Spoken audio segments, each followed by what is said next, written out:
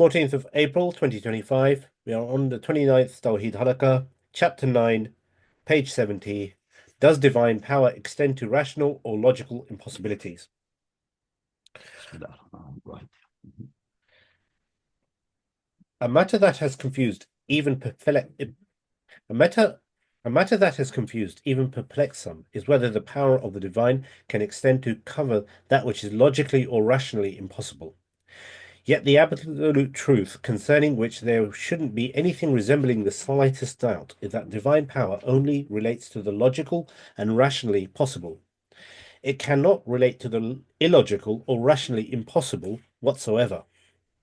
Concerning what is perceived as impossible in the temporary domain, it is usually a matter of habit or nature that is in accordance with prevailing customs or the laws of nature, like the instantaneous transformation of a stick into a snake. This is not among the logically or conceptually necessary impossibilities because a stick is possible. In other words, it exists now, and its existence began after non-existence. In reality, there are sticks, and a living snake is possible. It exists now, and its existence began after non-existence. The absence of the stick or the snake and their transformation into nothing is possible, and likewise the emergence of the stick or the snake from nothing is also possible. The entire universe has originated from nothing, an absence of existence, and its beginning, regardless of the long complex chain of causes and effects between that beginning and this present moment. Hence, arising from the example of the stick and the snake, it is firmly established that such a transformation, a stick into a living snake and vice versa, is conceptually possible, thereby within domain of the power of Allah. Indeed, this happened to Musa, peace be upon him, occurring despite the seeming impossibility according to the usual course of nature, and in other words, according to the laws of nature. It is still logically possible, and thus it is not among what can be construed as the absolute logical impossibilities. To assert that divine power can or does extend to logical impossibilities opens the notion that Allah can have true offspring with a divine essence and a substance, and that divine word can transform into flesh and blood. Saying this or anything similar leads to making Allah the exalted and majestic a falsity. It implies that Allah can change from necessary existence to that of contingent existence, and it further extends to the notion that Allah does not exist at all. The idea that a universe can originate from nothing without a creator is more acceptable and easier to comprehend. By accepting this, reason collapses, language loses their meaning, and religious principles are invalidated. Allah forbid all of that. Criticality. This topic about nature of power, will, divine decree, and command is one of the most critical issues in Al-Aqidah. For that reason, it has been challenging to grasp and understand. Power is not contingent on necessity in and of itself, meaning the necessity of existence, nor is it contingent on impossibility in and of itself. If it were related to the existence of necessity, it would necessitate the acquisition of what already exists, which is a meaningless concept. If it were related, sorry, could you elaborate on that? I'm not sure what you mean there.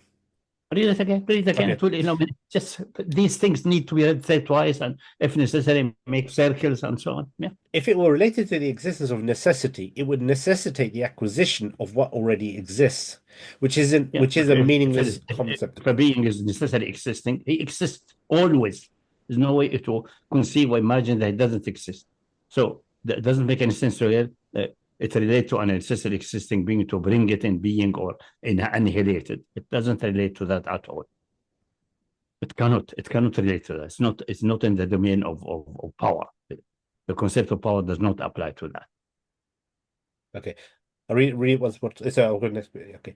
If it were related to non-existence, it would require a real change in the nature of necessity, and the nature of necessity inherently does not admit non-existence due to absolute conceptual necessity, because the absence of the necessity of existence is absolutely impossible.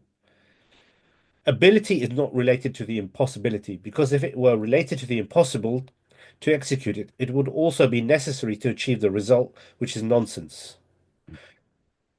Moreover, if it were related to finding it, it would require a real transformation of the impossibility itself, and its reality does not accept existence at all, necessarily in absolute conceptual terms.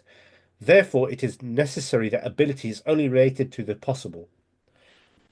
Now, I'm not Rationally, logically possible. Yeah. the way it's worded or something is I'm not grasping what you mean by in this definition. Personally, I mean, I understand in terms of this whole concept of can God create a stone he can't lift? If the concept is clear, we don't need to go to the fine points. Yeah, if it's clear. Okay, so If something, for example, a necessity exists by necessity. There's no possibility to envisage or imagine or rationalize that it may not exist. So there's no way any power or anything can turn it from necessity into a contingent or even annihilate it. So question that can Allah erase himself from existence is an absurd question. That's not possible. That's not a matter of power. The same usual atheist question. But this phrase in a stupid way, can Allah create a stone who is so heavy that he cannot lift, is absurd, because a stone who is so heavy, infinitely heavy, cannot be created. It's not created. It's not creatable. So the whole question is empty. So in this instance, in this analogy, it's saying that because we've already qualified that there is a requirement for an absolute cause, anything that undermines that cannot by necessity exist. Yeah, it's impossible. Yeah. Allah is exalted and majestic. He is the clear truth, who knows all things. He is free from all notions of false or deficiency. Thus, it is impossible and inconceivable that his will and intention would ever be directed towards falsehood. His will and intention cannot be obligated itself or towards the impossibility itself. Based on this, both ability and will are not related to impossibility itself or being obligated by itself. Because his knowledge is perfect, it's clear for him immediately and continuously and for all eternity that is an impossibility. He will never like it. He will never will it. He will never even try it, because he knows by necessity that human being may speculate, and because their mind is limited, they don't see behind the horizon of the vision of the mind, and they think something behind the horizon may happen, which seems to be perplexing. But for Allah, there's no horizon. He sees up to the infinite limits. So that's clear. So that's neither and so. And then the Quran, then the ayah of the Quran clarify that. It will come. But this is the logical and philosophical background. Based on this, both ability and will are not related to impossibility itself or being obligated by itself. The presence of neither ability nor will does not imply a lack of ability or will. This is only required in what ability and will can be related to. However, this is not the case here, as ability was not related to it from the beginning, and will did not turn towards it initially. Because the definition of ability or power relate only to contingent things. Necessary things or impossible things, power and will does not relate to them anyway.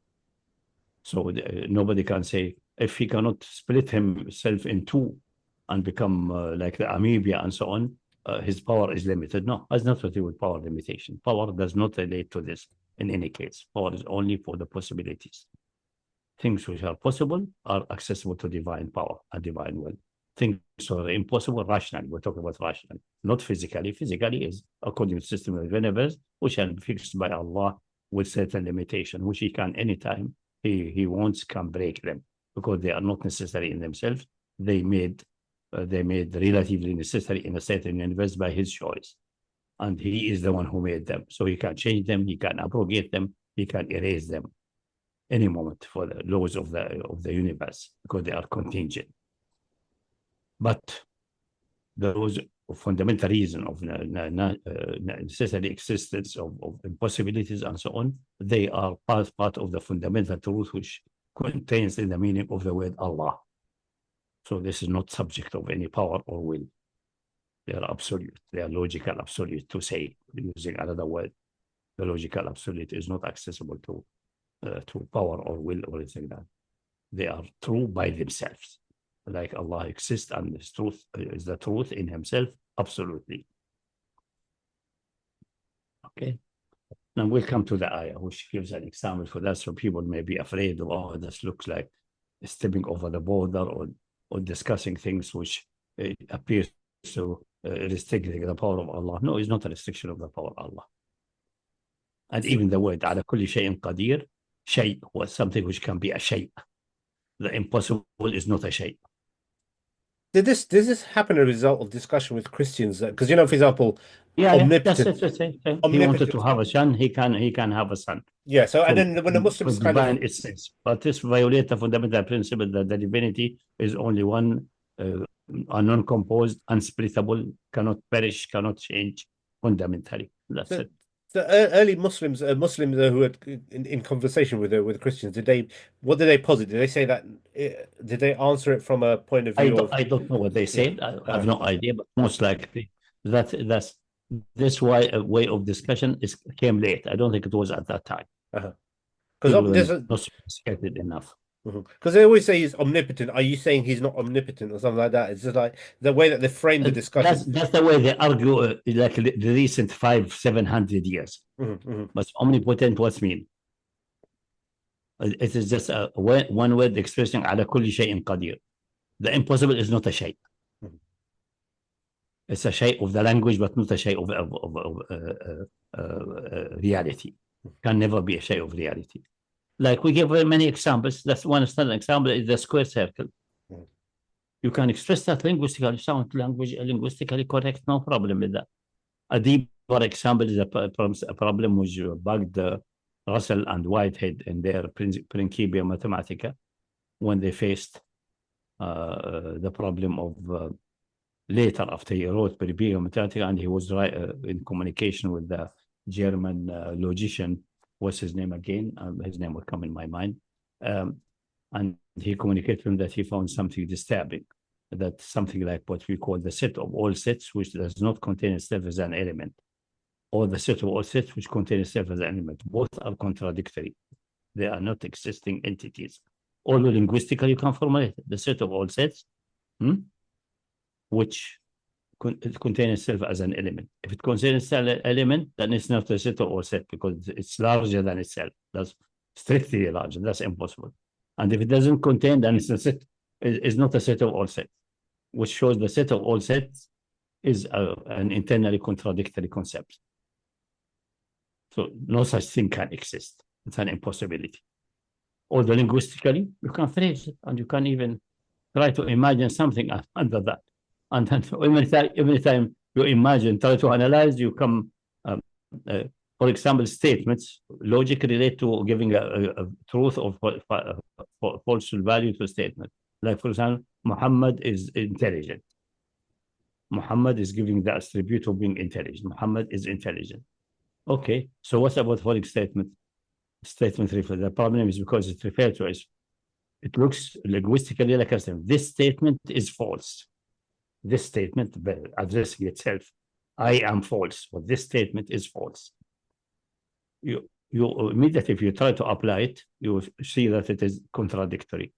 If it is true, then it is false. If it's false, then it is true. So this is impossible. So it's not a statement, although it's formulated as if it's a statement.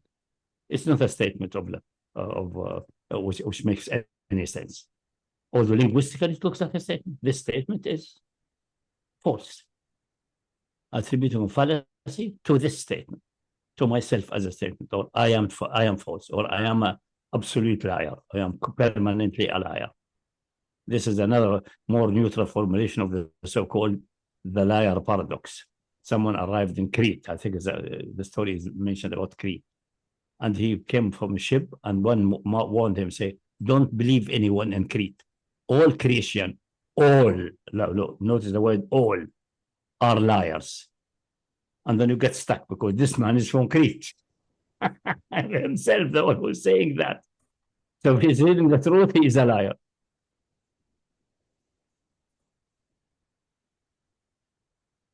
And if he's lying, it's not true. So you go in an infinite yes, no, no, yes, yes. If yes, it's no. If no, it's there. It can be formatted more precisely in the case. So the reason they made it and got the gist of it in the self-referencing so-called statement, but the solution is really not what the Whitehead and Russell tried and so on. But when the German, what's his name? logician received this letter, he fell sick and was delivered to the hospital for a few weeks. Russell did not know about that. He was amazed. He said, I am amazed about how so and so on did not fall sick because of this. But actually, he fell sick and was in the hospital because of that. And the solution is not in the level of logic, in the meta-logic, in the language itself. That this looks like a statement, but it's not a statement. So all the principles of logic does not apply to it. It's a formulation which looks like a statement, but it is empty. It is not a statement, and you cannot attribute to it any value. Neither false, nor true, nor undecidable. It's just an nonsensical formulation, which presents itself as if it's a statement. And the same with a square circle. That's an entity. It looks like an entity, the circle, which is square. But if you look at close, but this is easy. The square circle is easier because you can visualize it geometrically. It's an impossibility. Nothing like a square circle does exist. Nowhere. It's not creatable, does not exist anywhere. It's just manifestly absurd in itself. But linguistically, you can't formulate. That's the marvel of the language. That it's wider than even possibility and rationality. That's the reason it can accommodate for all an open-ended concepts and names and so on. The capability of naming, the capability of formulating, is that what in the ayah, وَعَلَّمَ آدَمَ الْأَسْمَاءَ كُلَّهَا, meaning taught him how to name things, how to formulate language. That's the meaning of it. Because asma kullaha, what does it mean? All names until all eternal is, that's obviously cannot be the case. So it's meaning taught him how to name, give him the language, give him the way of thinking in language terms, which cover all real logic and rationality, but extends more than that by its own structure. Otherwise, will not be able to cover everything unless he had it. But it opens then the door, because the human mind is finite. It opens the door for this semantic or linguistic illusion. So we have optical illusion. I repeated that sometime in the past. The optical illusion, we know that examples plenty in the internet. We have this called mental optical illusion, that when you close eyes and imagine that the wall to your right is gone away and the house after that is gone away, and so on, you extend ad infinitum. This is all imaginary. It doesn't exist outside. A plane which extends flat until infinity does not exist outside anyway. It's just an extension of imagination. Although this extension of imagination does exist in the mind, and if it's done cautiously with precise axioms, it produces the theory of geometry and things like that, which is consistent. So this is, but you think this external space is like that. That is the mental optical illusion. External state is not like that. You imagine it to be like that, but it's not. This is just a mental optical illusion. Then you have the much more severe and dangerous, and not, in most cases, not easily detectable, the semantic or linguistic illusion. And that's one of them. Okay. So this is where the trap happens. Like كل شيء عليم, and the ancient people say shay. The future is also, events in the future are shay. They are not shay. They don't exist. They are not created yet. So cannot be known by necessity unless until Allah decides to create them and make the decision. Then they become shay. Allah make them shay, the shayyu, by His action. So this solves the problem. The same with the hadith. When أنت الأول فليس قبلك شيء. You are the first, nothing is before you. The word before, because we have in our image that everything has something before it, and then we extend the time back and back and back without limit. But that's an impossibility. It leads to contradiction. So this will be an absolute zero of time. That's the point of eternity. Usually everyone will ask, what is before that? There's no before that. It doesn't exist. It's an impossibility. But our imagination tries to run away, and we have to restrain it by reason. And possibly helping ourselves with mathematical models which show there are examples where the negative number does not belong to a domain of a function. Like for example, the logarithm. The logarithm does not extend to negative numbers. It's only for positive number. The negative axis can never be in the domain of the logarithm. Logarithms cannot be defined for negative numbers. Whatever you do, you can define it for complex numbers, but not for the negative axis. Everywhere. It has some complication because periodical and have multiple layers, but still the negative axis is excluded. So you have to overcome it by rationalization and mathematical models and so on. It's a bit deeper there, but that's the way it works. It may be shocking for many people, but it has to be done if you go into these deep things. But anyway, all these impossibilities are nothing. They are not shay. They are nothing. An impossibility. Okay, carry on. Now we come to the ayah, which gives you a hint how to solve the problem because the Quran has tibyan to kulli shay, and there's a bayan for that. Okay. The next question is perplexed. No doubt this issue has perplexed many thinkers, philosophers, and scholars. Here is what Abu Muhammad ibn Hazm said regarding this in his seminal work on comparative religion entitled Al-Fisal Al-Fisal fi al-Milal wal-Nihal. بين الملل والنحل بين الفصل. Does it say بين or في؟ It says Al-Fisal fi al-Milal wal-Nihal. That's how it's been. I think it is بين الملل. الفصل means the distinction between, not between في. Okay, maybe. We'll have to check the Arabic, I suppose. No, there's no problem. Not a problem. Okay. The book is famous. The Al-Fisal, everyone knows the Al-Fisal of the Nahj. Anyway. Is that available still? Was it one of those books? Everywhere in the Shamil, everywhere, Okay. yeah. Okay. The separator concerning religious heresies and sects. Abu Muhammad ibn Hazm said, one of the leaders from the reforming group within the Mu'tazilites, Abdullah ibn Ahmad al-Qa'ib al-Balkhi, responded to this issue by arguing, indeed we differ not in relation to the affirmation that Allah the Exalted and Sublime is capable of placing the moving body at rest and moving the static body, but he is not described with the power to make them both bodies moving and stationary simultaneously. I was referring to in contradiction, I guess there. Abu Muhammad said, this is not like how the ignorant atheists laid claim concerning how Allah the Almighty described himself. Allah the Almighty is capable of making something both static and moving simultaneously in one instance from one particular aspect. But the words of Al-Kabi are but brazen kufr to assert that Allah the Almighty is not described with the power to do the impossible. It is said unto them, why is he not described with the power to do that? Is it because he has the power to do so, or is it because he has no power to do so? There is no escape from this position. That's the mistake of Muhammad. We'll discuss that in a minute. Yeah, carry on. May Allah have mercy upon Ibn Hazm, given this tremendous exaggeration to the extent of labeling it a matter of brazen kufr.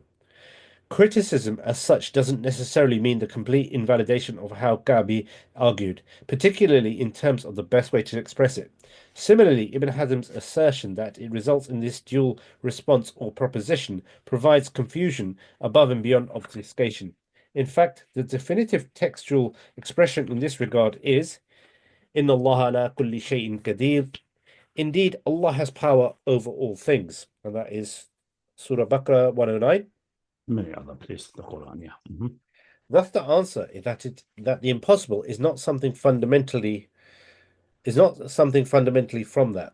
The divine comprehensive power is not related to that which is impossible. Given this, the claim, whether by Ibn Hazm here or others, that there isn't an escape from an essential dualism, he has the power to do the impossible, or he has no power to do the impossible, is not valid at all. That power does not relate to the impossible anyway. It's not in the domain of the definition of power. The assumption that they are somehow undermining Allah's greatness by this, that's what Ibn Hazm thought, because he has only this dichotomy in his mind. Either he can do the impossible or he cannot do it. No, neither nor. There's another one, which is that power does not relate to the impossible. I mean, fundamentally, enough to ask him or anybody else, is it possible that a necessary existing cease to be necessary and just disappear? He will tell you no. So that's it. Fundamentally, I mean, do you think? I mean, I think anyone who's from a Salafi persuasion will be hamstrung in this discussion. Honestly, because maybe they don't go in these things anyway. They are too shallow. No, they do. They have the Muslim metaphysician And you have people on Hyde Park corner and stuff like that who discuss these kind of issues. But if they really dig into the depth of it, they're gonna be unstuck. Yeah, maybe. I don't know. I don't care what the Salafi are doing. Mhm, If such a great mind like Muhammad has made that mistake, for sure they will make even. They are even more shallow. mhm. But the problem, we did not see that such concept like knowledge and so on have a domain of activity, and something outside the domain is not an issue whatsoever. The same also with Alim, بكل شيء عليم. That's what killed the people there. They thought the things of the future are things, but it's only possibilities, not real things. So they don't need to be known, except that they are possible only. That's it. And that's really related to Jabr, related to the writing events, and all of these things, and all of this theory collapses because of that. Yeah, And somebody said, for example, divine perfection in terms of perfect in his knowledge. How can he be perfect in his knowledge if he is not aware of these events before they happen? It means that there's some kind of deficiency. because they don't exist and they cannot be unless he decides to make them. Then he knows, because he will know that this is a possibility and he created. We said that in Qadr hundreds of times, Mhm, but you have to expand it and read it more carefully. mhm, mhm. This fits to the Quran correctly. The other one does not fit to the Quran. We gave many examples. The one in Surah Al-Tawbah, the one when Musa was sent to Pharaoh, etc. It's Mhm, blatantly clear. mhm. It's blatantly clear. And it's the problem is But a conceptually. people do not put the Quran ahead. They think some speculative dichotomy in their mind solve the problem. It's not, because they do not do the rational work completely. Maybe in ancient time they're excused because rational developments and mathematics was not developed at that time. For example, the issue of summing an infinite series were almost impossible. So the people were not progressing that far. But in the case of Muslims, that's not an excuse, because they have the Quran. The Quran should have guided them. And the Quran is very clear. Quran is very clear. It's very clear. There's The ayah also in Surah and the ayah of Musa, and also the other ayah. so sometimes it's also The reliance on some of these narrations, which is singular chain in terms of which kind of give the impression of fatalism as well. About don't worry about the narration. Get the Quran first, and then we go to the narration and just analyze them properly. Either we expose them as a fallacy or a mistake or something like that, or we expose that this is a misunderstanding and it's a language which stress one side of the issue of the domain. It's essentially, if it looks like fatalism, it's stressing the divine dominance in the universe. That's it. Putting it forward in a certain context. In other context, the divine dominance is well established. We don't need to stress it. We stress the other side, the free will of the creation. But most important than the free will of the creation is the free will of the divine himself. Otherwise, he will become a deaf, blind, dead nature, which is a catastrophe, because such an entity cannot exist. And if we assume it falsely it exists, no universe can be created. So it's an impossibility anyway. So that's the way to go. But they did not do this way, unfortunately. because he'd be contingent if he's just a process. Mm-hmm. Yeah. Apprehension, without doubt. But we have obviously thousands of years of developments. We benefit from them. That's it. That's also a good. The previous people have an excuse because they have limited knowledge. Although for Muslims, the excuse is quite poor, because the Quran is very clear in that. If you read it carefully, but it seems to be the hearts have been sealed. أفلا يتدبرون القرآن أم على قلوب أقفالها? Don't they ponder about the Quran, or are there seals on their heart? It seems to be they have been seals on their heart. They prefer some just generalization like that, or things which look logical without expanding all possibilities. And some of them a little bit hidden, but they are there. Unfortunately, they did not do that. Also deferring to authorities without scrutinizing things yourself. All of these things, yeah, and cutting the Quran in pieces, not taking things out of context. Like, for example, let us see this because we are in this point. Let's say when Allah told Musa, that's not in the Old Testament, that's all in the Quran clarified. That's the reason that detail has mentioned the Quran to show what in the Old Testament is a lie. He said to Musa and Harun, فَقُولَ لَهُ قَوْلًا لَيِّنًا لَعَلَّهُ يَذَّكَّرُ أَوْ يَخْشَى. Speak to him gently, maybe he will remember, and maybe he become God-fearing. لَعَلَّهُ, and with a hope for. Now, if his response, which transpired later, we know his response that he rejected. If his response was known to Allah at that time, except that it's a possibility, the possibilities are there, because la'alla, maybe there's possibilities are there. So start gently to encourage the positive results. It's always starting gently will invite people to the positive results. So you find, for example, in discussion, they discuss how to be gentle in the da'wah first and how to attract the hearts. That's great, no doubt. But they omit completely the fundamental aspect of that was that only the possibilities were there. There was no decision made by Allah subhanahu wa ta'ala about that whatsoever yet.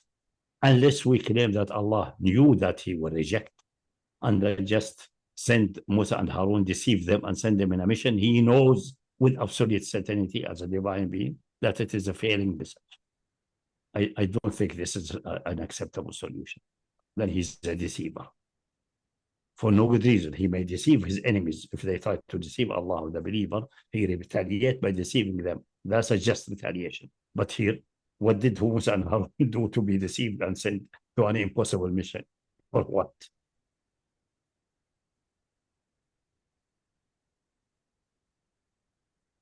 Is as bad as a solution is simple. It was not decided yet. The possibilities were really there. The possibilities were definitely there. Later on, when he rejected and so on, Musa supplicated that Allah seals him so he does not believe, and the Mala and the elite around Pharaoh will not become believer until they see the punishment in front of their eyes when it is too late. And Allah said, قَدْ أُجِيبَتْ دَعْوَتُكُمْ. Now your supplication has been accepted. It will be executed. Khas, finish, over. There, not before, not at on the way when he spoke to Musa and Harun. Not before. It's very obvious. The same in the absence of another explanation from text, it's possible, for example, to argue that it was a test for Musa and Harun. You can argue that, but it's not referenced in the text. What is the test there? Test for what? Test for them to go and approach Musa to Pharaoh and ask and make this. But not saying them like that. I want to send you to test Pharaoh. The Old Testament tried to serve it otherwise. He said, I will harden his heart that he will reject, which is a blatant lie. Either this is true, what the Old Testament say, or what the Quran say. There's no solution for that. So the old Jewish scholars recognize the problem and they show the bad solution that he already knew and decided that. But in the Old Testament, there's so many places which shows that, again, he is making the future, not knowing it. He knows only the possibilities. Like what he said. So that's a contradiction inside the Old Testament, but not in the Quran. A test for what? I want to test you, send you to Musa and Harun, talk to him gently, although I know that he will reject. But telling him that giving him the hope that he may remember and so on, I don't think this is a clear deception. I get you. Yeah, so Allah opening up the fact that it's a possibility means it's a genuine possibility, yeah. It must be a genuine possibility. Yeah, why would Allah? Unless we find something else compelling. If he didn't state that, then how to solve that to the problem بكل شيء عليم is simple. Future events are not shay yet. And this solve, if the Muslim scholars would have opened their eye and studied the Quran from cover to cover, giving it the due respect as they should, they would say, let's answer the question of Aristotle, because Aristotle is asked the following question. What is the truth value or untruth value of the following statement? Tomorrow there will be a sea battle. Yeah, tomorrow will be a sea battle. Can we describe truth or falsehood to this statement now? He did not settle the question. So future events So if you are a Jabari, like the events are already known and decided in eternity or something I've decided before, you would say, yeah, it has a truth value, known only to God, maybe, or the gods, or whatever it is. So it may be true or false, it has. Someone who knows that the future is still open and not, and in this specific battle has, unless Allah has decided, don't inform us about that, but for, at prima facie, we don't know if he has decided. Don't say, as long as God did not decide in a irrevocable way, because sometimes the decision can be revoked on certain events, but irrevocable way, then it has no truth value, but it doesn't exist. It's an impossibility. Only there's a possibility of a battle, that's all. No more. Maybe higher probability. We can calculate probabilities depending on the level of hostility of the two parties, what could happen and so on, but only probabilities. Certainty? No. So that you can say it's true or it's false. Unless it's already been decided by the divine in even an irrevocable way. Some decisions are not depending upon, for example, subject to future change if someone supplicate, for example, or someone repent before the punishment comes, or all of these days. Many divine decisions are subject to future interaction of the other side, like in the Surah At-Tawheed. وآخرون مرجون لأمر الله إما يتوب عليهم إما يعذبهم. Others postponed to the decision. Here is even clearer than the case of Musa. Others are postponed to the decision of Allah. Either he punish them or he forgive them. Clearly, he will punish them if they persist in their failure, and he will forgive them if they repent. It's almost clear, but independent was the reason for forgiveness and punishment, it is still not decided. And in the case, because all other evidence the Quran shows that forgiveness will be definitely granted in the case of Tawbah if they repent sincerely and show and resist the temptation which will come along the way, like Ka'b ibn Malik receiving a letter from the king of Ghassan saying, we have heard that your companion, meaning Muhammad, have forsaken you. You don't need to be living there in a miserable way. Come to us. You will be respected here. You are a great poet. We need you here. And he resisted and threw the letter in the fire of the king of Ghassan. After all these tests, the forgiveness came. But it was not decided yet. The ayah is very clear. The divine decision has not come. Murjauna postponed to the decision of Allah. Postponed for the decision. Murjauna li amrillah. The command of Allah did not come yet. Can be postponed and can be modified. Unless it's unmodifiable. What's unmodifiable is either promising of reward or good things. That says wa'ad. Allah cannot step back on his wa'ad. This violate divine holiness. Or it has been given to a prophet to announce it as a message, or Allah will never let the statement of his prophet turn out to be a fallacy. So the moment it's given to a prophet, it's impossible that can be stepped back. Like Tabbat Yada Abi Lahab, Sayasla Nar Dhat Lahab. The moment this ayah came, Abu Lahab was sealed. He's finished and destroyed. There's no way it can be shared. Because it's a news in the Quran.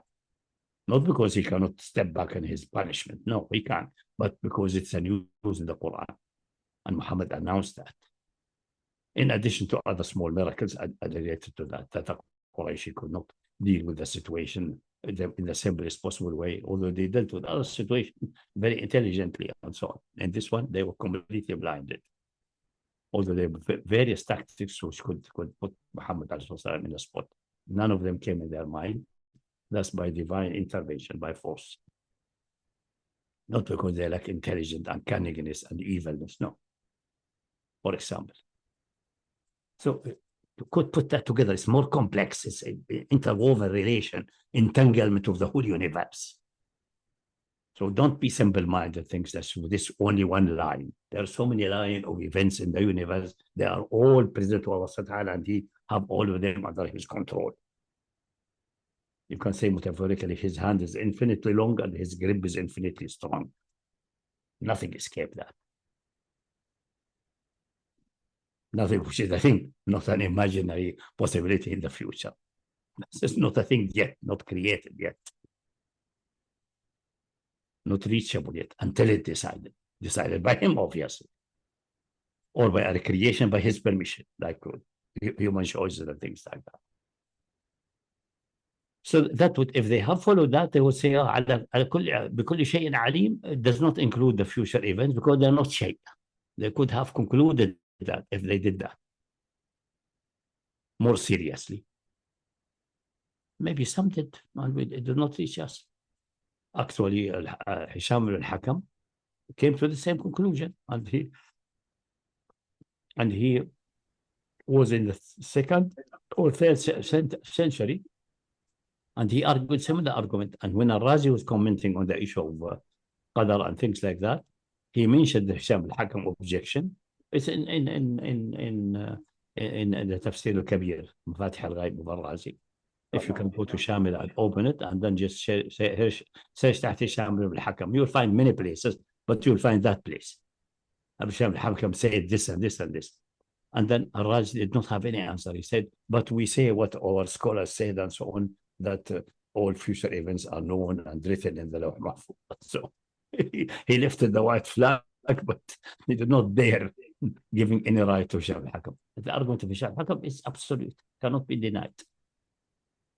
We have to admit that. So some classics did reach that, but not in the structured way we have it now, because we have the benefit of 1,000 more years of philosophical thinkers, of mathematics, of limits, and so on. And so on. But the failure came, as I said, the excuse for the people in time past is good, except for Muslim is weaker because they have the reference which if they went to it, they would have been saved. Because it should be tibyana likulli shay. For that, you have to read the Quran from cover to cover and think about it thoroughly and analyze and compare. Unfortunately, they didn't do. That's the bitter truth, except very few.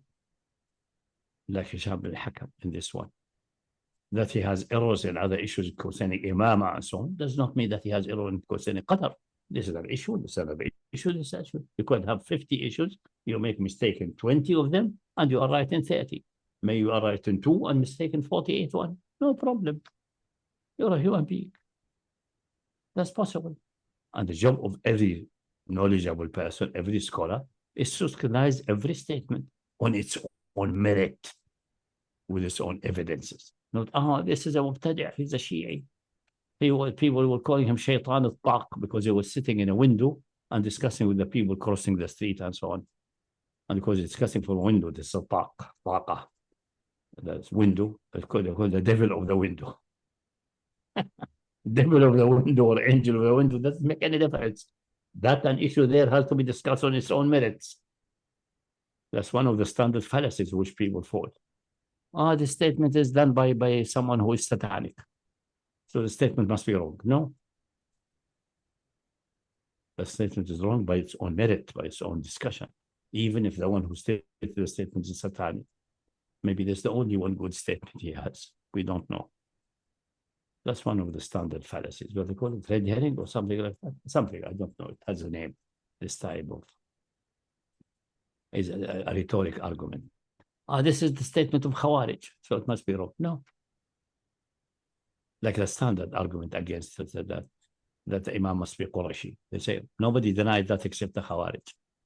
They turn out to be right, according to our research, which to be completed soon, inshallah, in Arabic, and then we translate because someone volunteered to read it with me, and then we even now, starting soon, inshallah, because someone asked about that related to situation in Yemen and things like that. So it may become important. And the claim of all the so-called Khulafa of Daesh, all of them, Fulani, Al-Sana, Al-Qurashi. They put that as a credential and accuse anybody else is not Qurashi, so is not suitable Imam and things like that. This has to be demolished. But some people were asking, that's maybe I do with someone. Some of that's in Saqifa anyway, isn't it? Some of that is in Saqifa anyway, isn't it? Some of it in Saqifa casually, but this is a full research by itself. And in Yemen, it's relevant because obviously, being Zaidi, they have this kind of inclination about. No, the man is one from Najd asking that. The Zaidi say, preferably it would be from Al Bayt, provided he fights for his right. That's a mistake, because no one has a right for that. Every Muslim has a right to nominate himself for a Khalifa, but the decision made by the Ummah, not by fighting.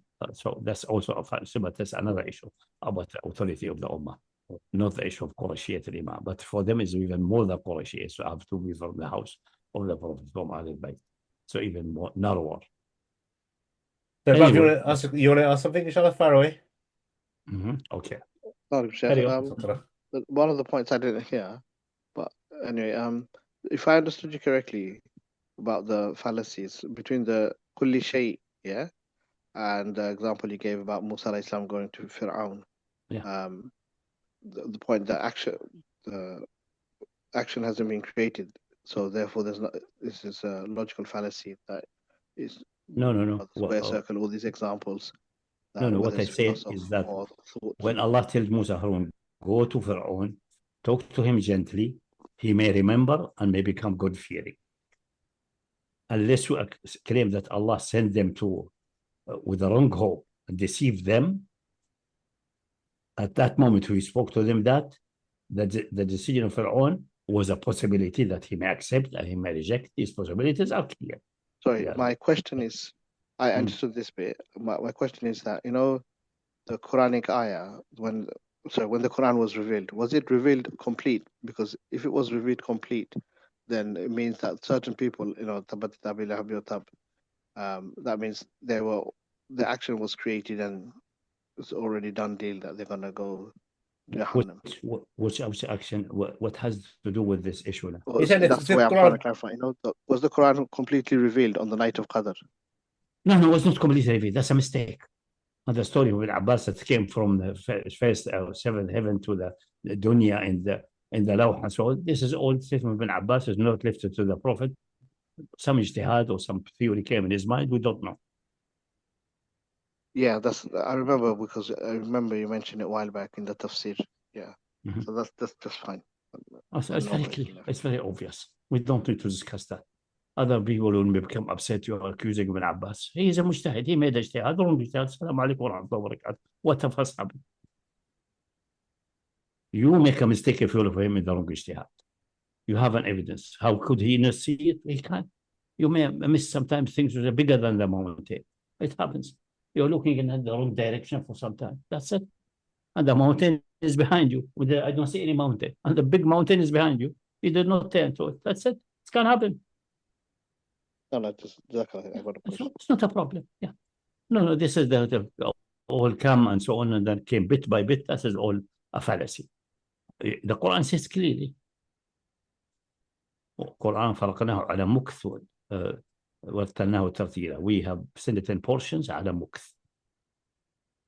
Mukth. Sorry, what's mukth? Mukth يعني bit by bit for 23 years. That's what has happened. That's how it comes here. That Ibn Abbas imagined that came from first heaven and so on. Maybe he has a strange theory about Qadr and so on. But maybe. We don't know. We have no idea. But the Quran is clear. ولا يأتونك مثل لجنك بالحق. If they come with an example, we will come with a response better and more structured. It's clear.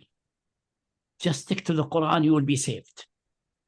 And every mufassir from Ibn Abbas onward until Yawm al-Qiyamah, give me certain sides, certain aspects, but read it critically, giving the wording of the Quran dominance. And generally, almost all ayat of the Quran, the first reading is quite simple. Only few places are deep and complex, especially the issues of Qadr, because it has many facets. In one place, it looks like Jabr, and one can look freedom and so on. But if you take all of them and see what's dictated by necessity of reason, you cannot combine them except by something like our theory. But for that, you have to be serious in getting all of them. And this, even at the time of Rasulullah, did not happen. One time he came out of his house and found some Sahaba discussing about Qadr, and they're saying, didn't Allah say that? Others, no, he said that, and so on. And he was so red-faced and angry, as if the narrator said, as if pomegranate was crushed in his face. He was so red. And he said the following two words: "Abihada umirtum, alihada khuliqtum." Are you commanded to do that? Are you created for that? You're created to submit to Allah subhanahu wa ta'ala. Are you commanded You're striking the ayah, the Quran, some of the Quran against the other of the Quran. If you know how to understand all of it, then do it. If you don't know, then refer to the one who has a knowledge. That's it. So he's objected to striking an ayah against ayah, not discussing about Qadr itself. You can discuss about Qadr. Yeah, there's a narration saying, whoever discusses and talks about Qadr will be asked about Yawm al-Qiyamah. If he answers correctly, then he is saved. If not, then he may be in trouble. But if he doesn't discuss and avoid this, I don't know what's Qadr, but I know Qadr khayri wa sharri min Allah Ta'ala, as the Prophet and Sahaba defined it, then he will not be asked. Because Allah knows it's a very deep, complex issue. The majority of people will not be able to make sense of that. But it has been discussed, it has been poked. You cannot escape the scholarship. At least the scholarship cannot escape. In that case, they have gone to the Quran. They do not go to the Quran. It's clearly they don't go. If they have gone, I think someone will come say, okay, بكل شيء عليم, yes, but the future events do not exist. They are nothingness. Sheikh, quick, Assalamu alaikum. Quick question. So in Surah Laylatul Qadr, one of the issue is that majority of the people translates it as the night of power in English, while they mistake Qadr with Qudrah. Qudrah is power, but Qadr is just a decree. And within the tafsir of Ibn Abbas, not only Qadr is not is different than Qudrah, but Qadr could be rank, the night of high rank. ليلة القدر إن وأدراك ما ليلة القدر. ليلة القدر خير, the rank, the night of high rank. So not necessarily Qadr is a decree, could be of high rank. Jazakallah khair. And Ibn Kathir, Alama Ibn Kathir in his tafsir mentions, without mentioning where he got it from, he mentions it من لوح المحفوظ إلى بيت العزة من السماء الدنيا هذا كلام ثم نزل مفصلا بحسب الوقاية في 23 سنة على رسول الله صلى الله عليه وسلم. Most likely that's attributed. If you go to Tabari, you will find that most likely with some isnad, good or bad isnad, to Ibn Abbas. I doubt it's a good isnad, but even if it's a good isnad, then it's a mistake of Ibn Abbas. Who said Ibn Abbas is infallible? Because no hadith talks about this Baytul Izzah min as-Sama'i dunya or anything. Nowhere. That is all imaginary. That's nothing.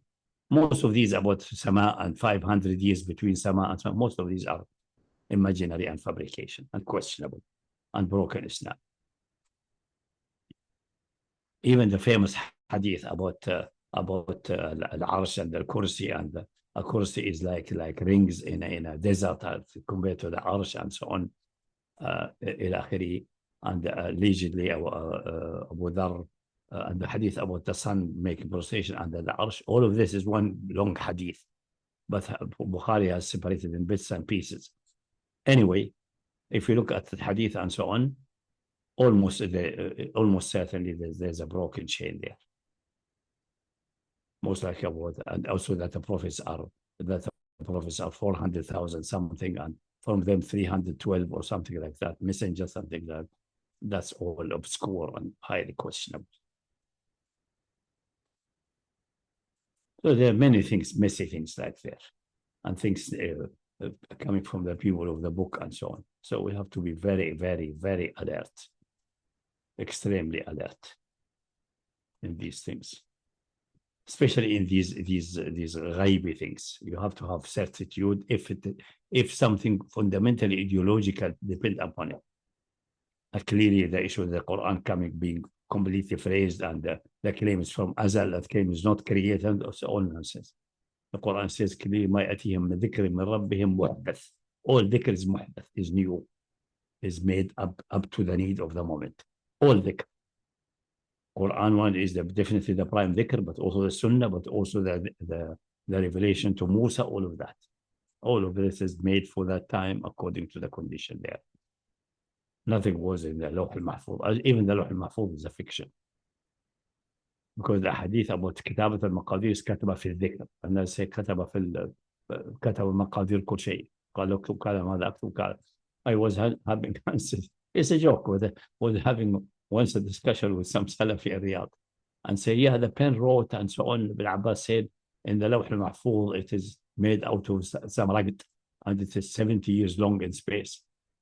And said, do you mean if the first creation is the qalam, meaning al-lawh is another entity beside Allah subhanahu wa ta'ala. Is it Allah subhanahu wa ta'ala himself or something else? And he got stuck. Because this guy does not understand metaphorical language.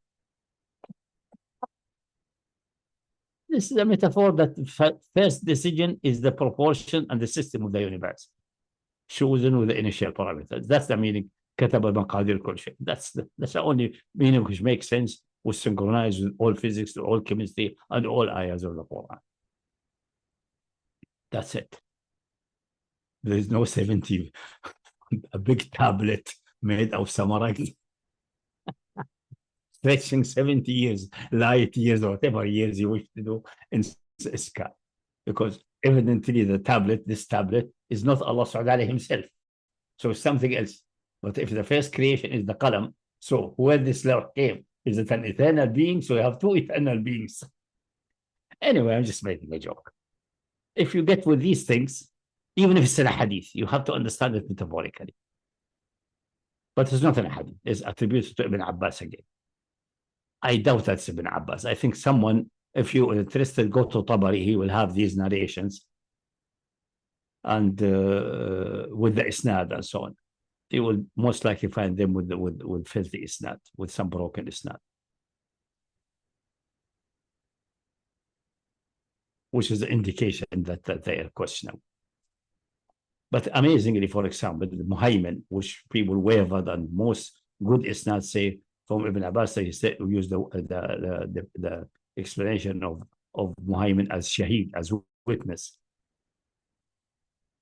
A weak narration, according to isnad, the famous going to Atiyah al-Awfi, it's called al-Awfi, al-Awfina du'afa, from his son, grandson, and so on. This chain is regarded as a weak chain.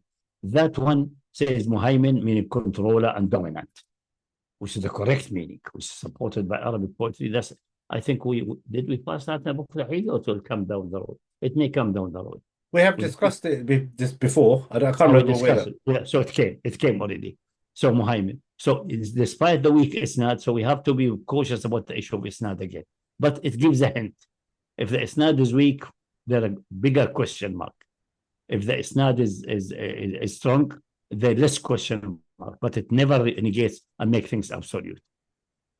Only tawatur will bring certitude. And if issues of aqidah or related to iman and fundamental aspects or usul, we have to have certitude. So all of this you could take as nice things, maybe. I was thinking about something like, but I wouldn't go to that extreme, like what in the West they tell the kids about Santa Claus and coming through the chimney and things like that. In this instance, Sheikh, so for example, when you mentioned Muhaymin, it was in connection with Salaf, and you mentioned about it being recorded in certain works. So, as in, it was kind of like. I mean, we discussed even the book of Tawheed. Okay. So sure if it's most narration says Shaheed, which is wrong.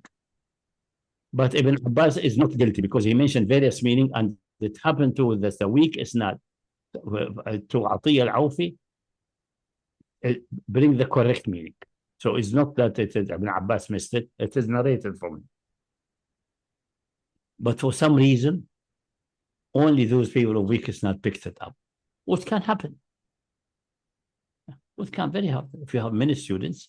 Maybe one of you poor students happen to be that day alert and so on and write something down, and others did not write it down. It can happen. That can happen. And in this situation, it seems to be it has happened. Yeah. That's me holding out for me. Okay. In terms of, you mentioned about Lawh al-Mahfuz, so it's a thing, but you're saying it's a metaphorical, because obviously it's in the Quran, fi Lawh al-Mahfuz. It's you're referring to in a protected tablet. It's all what is there. All what it says there is simply that it is primary a script, a writing. It's a written document. It is not all.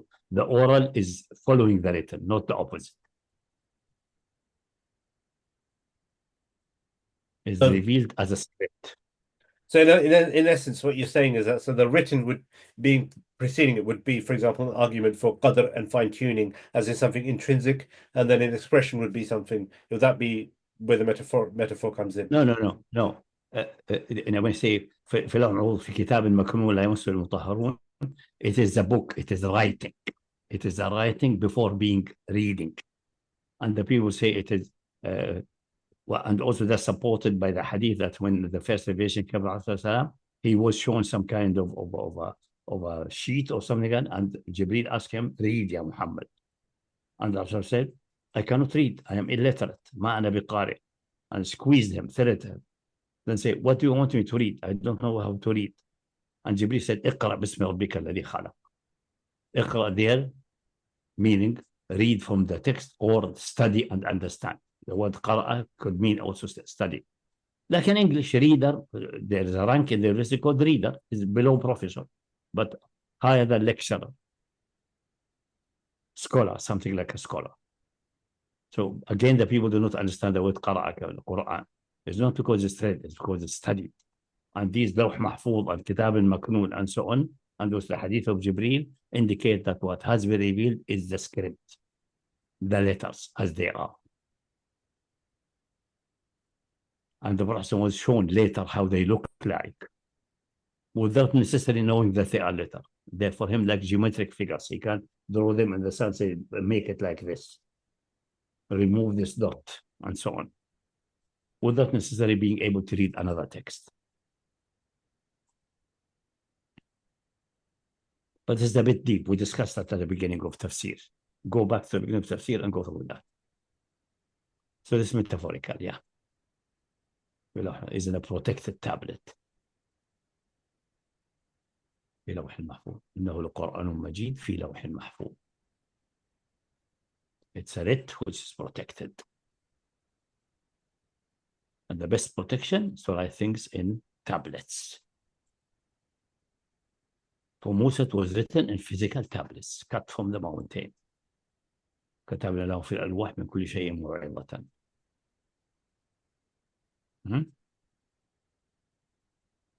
Okay. Okay, I'll carry on with the text. Page 73, continuing. Apprehension. But this is in this case is a bit deep.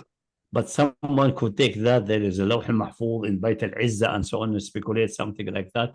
That's all based on a fallacy. Because the Quran says clearly, if they bring an example, we bring a response to it. Now, bringing them an example, again, we are stuck. If it is known from eternity, then we are back to Jabr. If it's not known from eternity, then it has to be made in that same moment. Then it is created and it's not غير مخلوق, and all this nightmare in which Ahmad bin Hanbal, that's who are not qualified to talk in this area, got stuck. But we are not going to these fine points which are actually irrelevant. It's really absolutely irrelevant. Okay, carrying on. Apprehension. Yeah. Without doubt, many people from the adherents of Islam have been apprehensive, tentative, or even wary about definitively affirming what we have stated above, namely that divine power is only related to that which is logically or rationally possible, not to that which is logically or rationally impossible. Naturally, this hesitation in expressing this is out of reverence, glorification, and respect for Allah. We would argue that this is well-meaning and proper etiquette when speaking about such matters related to Allah the Exalted and Glorious, yet such fear should not prevent the unequivocal statement in this matter, since there is an explicit text from the revelation concerning it. لو أراد الله أن يتخذ ولدا لاصطفى مما يخلق ما يشاء سبحانه هو الله الواحد القهار.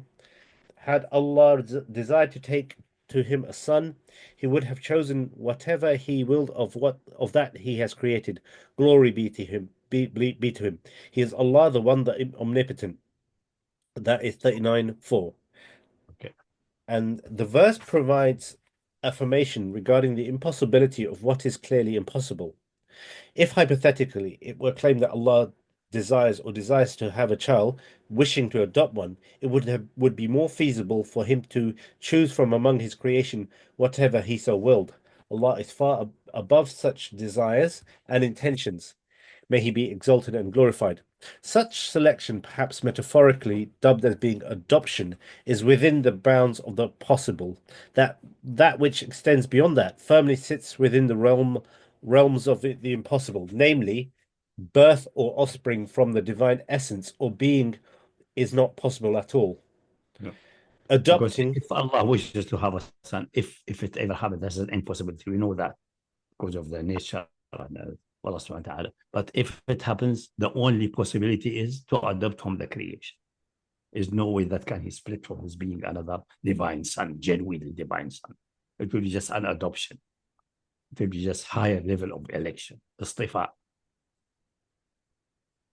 okay. And B, this is quite plenty in the Old Testament and also in the New Testament in one or two places. In the Old Testament, for example, allegedly Allah addressing Dawood after certain occasions. Today I gave birth to you. You are my firstborn son. Just I elected you now. I don't know the context. Maybe should be read. Maybe when he became king or he escaped the confrontation with Talut and so on, whatever it is. But the same apply in the Gospel of Luke. Gospel of Luke insists that in the baptism done by John the Baptist, in the baptism, when he rose out of the water, he heard a divine voice telling him, you are my son, I adopted you today, or I gave you birth to you today. That's adoption.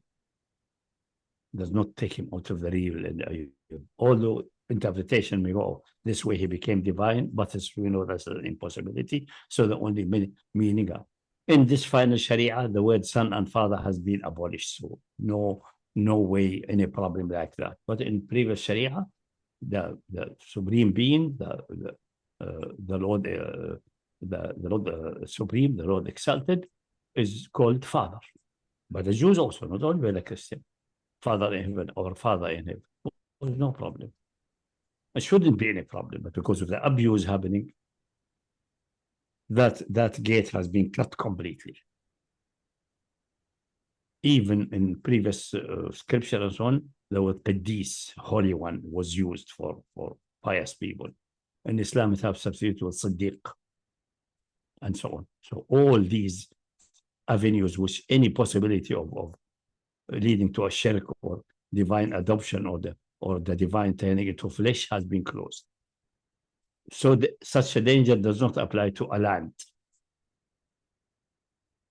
because nobody ever thought a land is a divine. So it's very fine to say Al-Ard al-Muqaddasa. Yeah, قوم ادخل الأرض المقدسة التي كتبها. The holy or the pure land, Allah, Al-Ard al-Muqaddasa. Because nobody ever in history thought a land is a divine being. So no confusion like that happened. So the Quran continues using that term. But never use the word قديسين. لم من النبيين والصديقين والشهداء والصالحين. In previous scripts, it will be the holy men, قديسين, with the same like صديقين. But deliberately, that old word has been forsaken because of the abuse and so on. So the ayah is clear. If we assume that's just called reductio ad absurdum, make an assumption, deduce a contradiction, so the assumption must be false. Yeah, you know this kind of proof. Assume something, deduce a contradiction, then the assumption must have been false. So if Allah wished to have a son, then the only thing which can happen is to adopt from his creation. So a son cannot be a divine son, genuine divine son. It's just a created being lifted high in rank to be like an adoptive son. That's it. Okay? Because a divine, genuinely divine being is impossible. And it made in a form that if even such a wish existed, which it does not exist, we know from other evidences that the desire to have offspring is only a human desire or a limited being and a limited living desire, because this way the being can persist after its death. The species can persist, but the divine being is only one. There's no divine species, there's no divine genus, there's nothing like that. And it's persistent for eternity. So what a son should supposed to be doing? Wishing for a son. only mortal things may wish for continuation somehow a bit in an offspring. An immortal, eternal being. What purpose of a son? Even to wish a son, besides the impossibility to have a son. So that's settled the issue of that having a genuine divine son is an impossibility. Okay, Even so wishing for that is, but even if we assume a wish maybe somehow is there, then the only fulfillment will be just to adopt. okay, so first was A, birth or adoption from the divine essence or being is not possible at all. B, adopting or taking another supposed divine being as a divine child or offspring is also equally completely impossible. There is only one divine entity, Allah the Almighty. C, real or actual adoption in the sense of a created finite being becoming or transforming into something divine is also completely far-fetched and another facet of impossibility.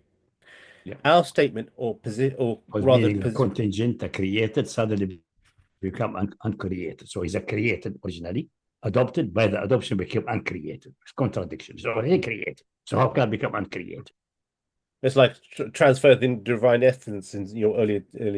Even yeah.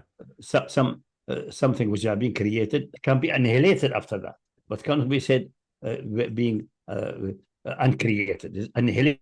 It was created. خلاص. You cannot undo the creation, but you can undo it in the sense that you annihilate. So you don't say it became uncreated. It's just got annihilated. You got erased from existence. Does not make him something else except that erased from existence. That's a possibility. But becoming necessarily existing, originally it was contingent, it's just internal contradictory. Internal contradiction was still impossible. Okay, carry on.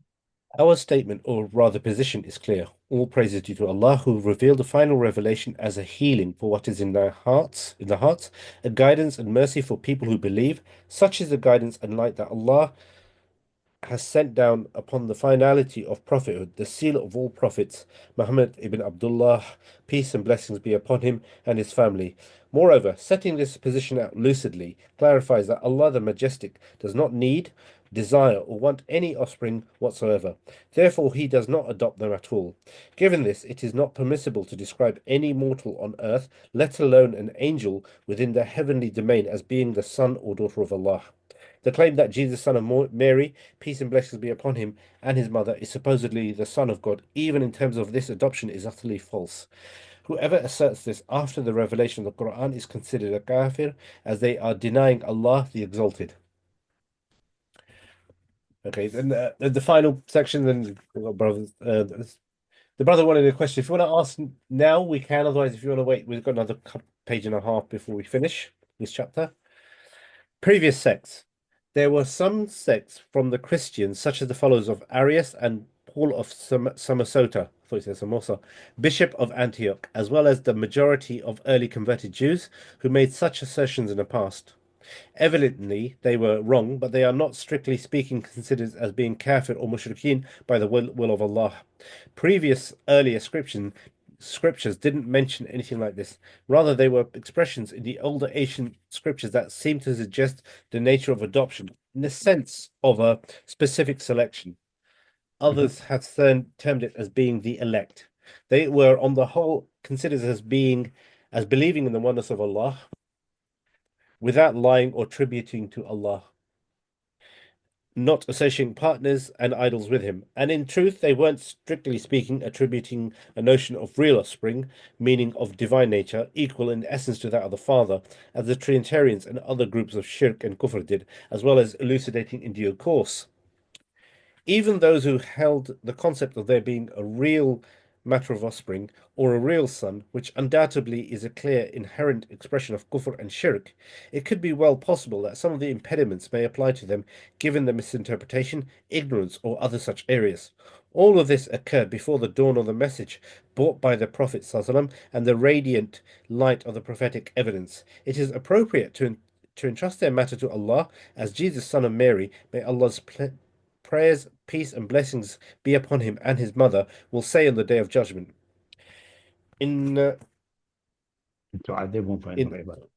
فإنهم بعبادي وإن تغفر لهم فإنك أنت العزيز الحكيم.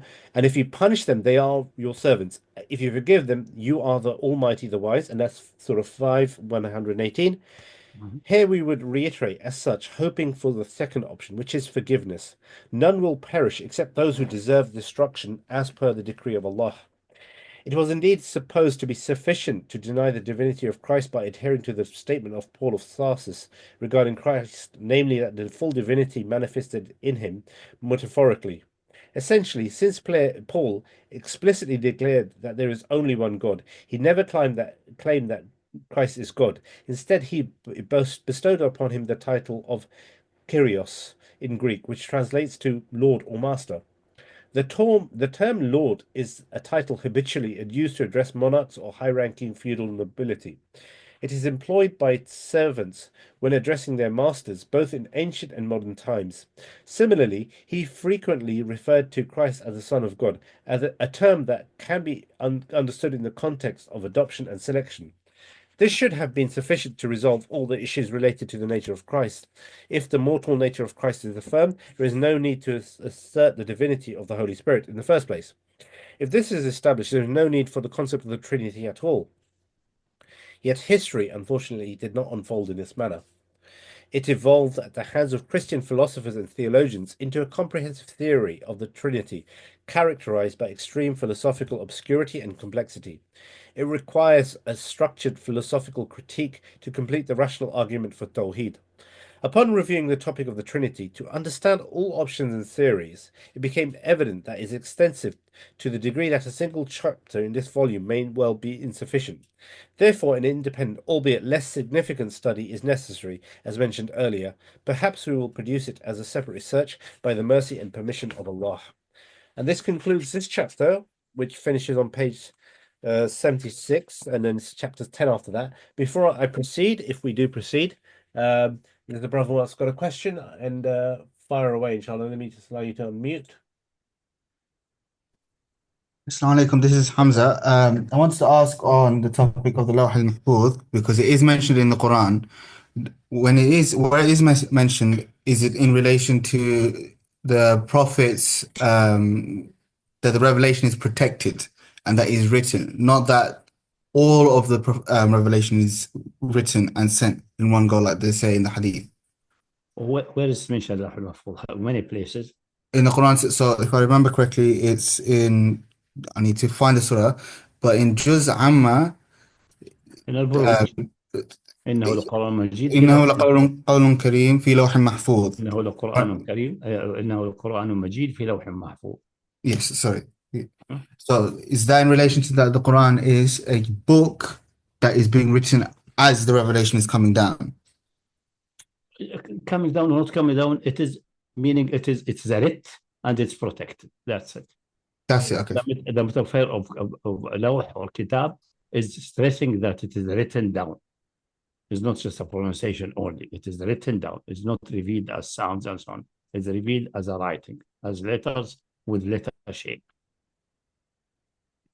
Okay, that's the only question. Yeah. Okay, we can proceed to the next chapter if anyone's up for it.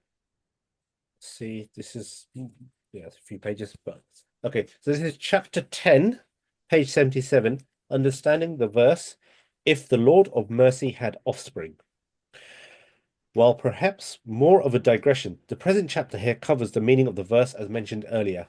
قل إن كان للرحمن ولدا ولد فأنا أول العابدين. If Ar-Rahman, the Lord of Mercy, truly had offspring, I would be the first to worship. And that's 34:21. The correct meaning for the verse, as we have mentioned earlier, is say, O Muhammad, if Allah had a child as you claim, I'd be the first of the worshippers, though there isn't a need to persist in your false claim. However, the claim itself is false, since Allah is far above having such deficiencies, let alone imperfections. سبحان رب السماوات والأرض رب العرش Amma yasifun. Exalted be the Lord of the heavens and earth, the Lord of the throne. He is far above their false descriptions. That's 43:82. The matter concerning the existence of a son of Allah is impossible, and not from that which is possible. Similar has been said upon this, for example, that which Imam At-Tabari outlined in his tafsir. This is tafsir. In the interpretation which is closer to that of the intended meaning of the verse is essentially conditional. Given this, it clarifies the soundness of our explanation of the meaning underpinning the verse, which is, say Muhammad to the mushrikeen of your people who claim that the angels are daughters of Allah. If Ar-Rahman had a child, then I am the first of the worshippers. But he has no child, so I worship him as he has no child, and he should not have one. And if the speech is directed to what we said from this perspective, it would not be on an aspect of doubt, but it would be on the aspect of gentle talk and good speech. As the Almighty said, say Allah does, and one party of us must be rightly guided and the other clearly astray. 34:24. He knew that the truth was with him and that those who opposed him were in clear misguidance. So this is when Isa alayhi salam rejects their assertions. After this, At-Tabari mentioned other statements from the Salaf together with various chains of narration. Regardless of whether these chains are authentic or not, as we have overlooked them, as they will follow in what is laid out by Imam al-Razi, coupled with its inconsistency and ultimate downfall. The citation for this is lengthy and is as follows. The second issue, so this is from the text, know that people thought that his saying, say Prophet, if Ar-Rahman, the Lord of mercy, truly had offspring, I would be the first to worship. 34:21. If we were to take it on its apparent meaning, then it could lead to the existence of doubt in proving a son for Allah the Almighty. This is impossible, and surely they lacked comprehension in interpreting the verse. In my opinion, that is not the case, and there is nothing in the apparent meaning of the wording that necessitates deviation from what it reports. It confirms that his saying, if Ar-Rahman had a child, then I'm the first of the worshippers, is a conditional proposition, and the conditional proposition consists of two predicates.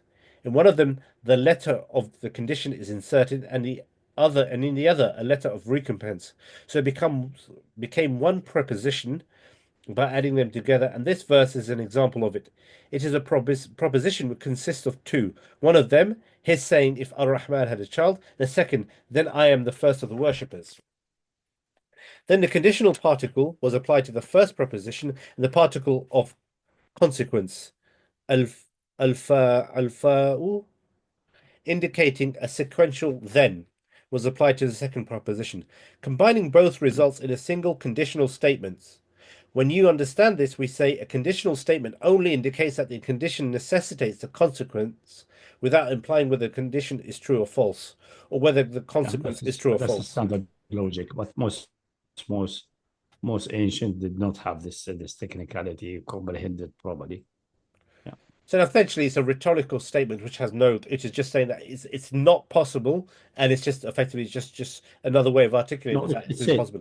If the merciful Lord, if Allah has children, I am being sent by Allah, know Him better than you. I will be worshiping them, but clearly I'm not worshiping them. So you are mistaken. And Revelation tell me this is false. He has no children. So this is reduction ad absurdum. You make an assumption or something wrong, and deduce from it a contradiction. So the assumption was wrong. That's it. The same like what you discussed earlier. So it's not conceding, for example, the possibility. It's just saying another way of articulating. No, this is standard logic. But for that, people who cannot deal with that should go to any basic book about logic. There are many basic books, nice ones about logic, who show you this is a standard way of conditional statement and how to deal with them. Does not mean that the condition need to be true or false. It can be true, it can be false. But if it is assumed true, it has this result. But if you prove that the result does not exist or wrong, then you go backward, and then the assumption of the truth of the premises is refuted, and then you have this called reductio ad absurdum. You have developed a contradiction. So your assumption with which you started, which looks like you started with it as if it's a fact, turns out to be fallacy. That's it. And you have proved that it's fallacy because its consequence is fallacious. Yeah. Moreover, we further clarify that a valid conditional statement may be composed of two true propositions, or two false propositions, or a false condition with a true consequence, or a true condition with a false consequence.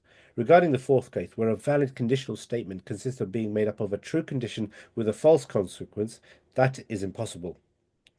So just a footnote here is that at this junction, Ar-Razi sets out a series of logical statements by way of example to demonstrate the veracity of the earlier points that were made. For the sake of abbreviating an already exceedingly long quotation, these have been omitted for the present translation. Notwithstanding the need for ease of reading, given the rather turgid way Ar-Razi has written this. Okay, so it's just basically just Anyway, abbreviation. I think in the dummy series, like math for dummies, logic for, there may be something called logic for dummies. Would be a very basic one. That would be very good to have such one and read it. And don't be offended by the title. Don't worry, I'll go for the logic for real dummies. Okay. Whatever. I'll start at the Madkhali level. Okay. There may be, I'm not sure if there's, I know there are linear space for dummies, geometric optic for dummies, and there are quite a number of dummies, but they are really very good books. They are written in the simplest possible language, but it's clear with good examples, with nice diagrams. Just go and try to read one of those. And I think logic for dummies, if it exists, or something basic introduction to logic, but logic for dummies will be because the series intend to make it even for the people with the lowest possible capability of intelligence. And they still can comprehend with many examples, with many diagrams, with even colored things and so on. It's very good. It's excellent. I never regretted having any one of these dummies bought or read. It's always very good. So this should not be offensive, just really the opposite, meaning it's in such a simplified and crisp and clear way. If there's something exists like logic for dummies, I'm not sure. Also, I mean, it's a sign of intelligence, someone who could take something complex and explain it very simply. I think that's what Brian Cott said. Okay. Moreover, we further clarify that a valid conditional statement may be composed of two true propositions or two false propositions, or a false condition with a, regarding the fourth, we've already done that. If you grasp this core principle, we then return to the verse at hand and his saying, if Ar-Rahman truly had offspring, I would be the first to worship, is a true conditional statement made up of a false condition together with a false consequence. This is because the statement, if Ar-Rahman truly had offspring, is false. Our saying, I'd be the first to worship that child, is also false, having, as explained, both the condition and consequence arising are false. Doesn't bar for one from logically implying the other. As per the example, if 5 were even, it would be divisible by 2.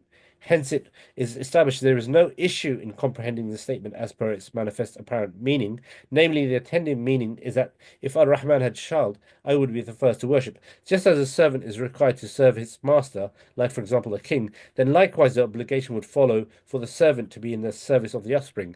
Moreover, clarification has been set out that this composition of sentence doesn't necessarily imply any acknowledgement of whether a child actually exists. Exactly.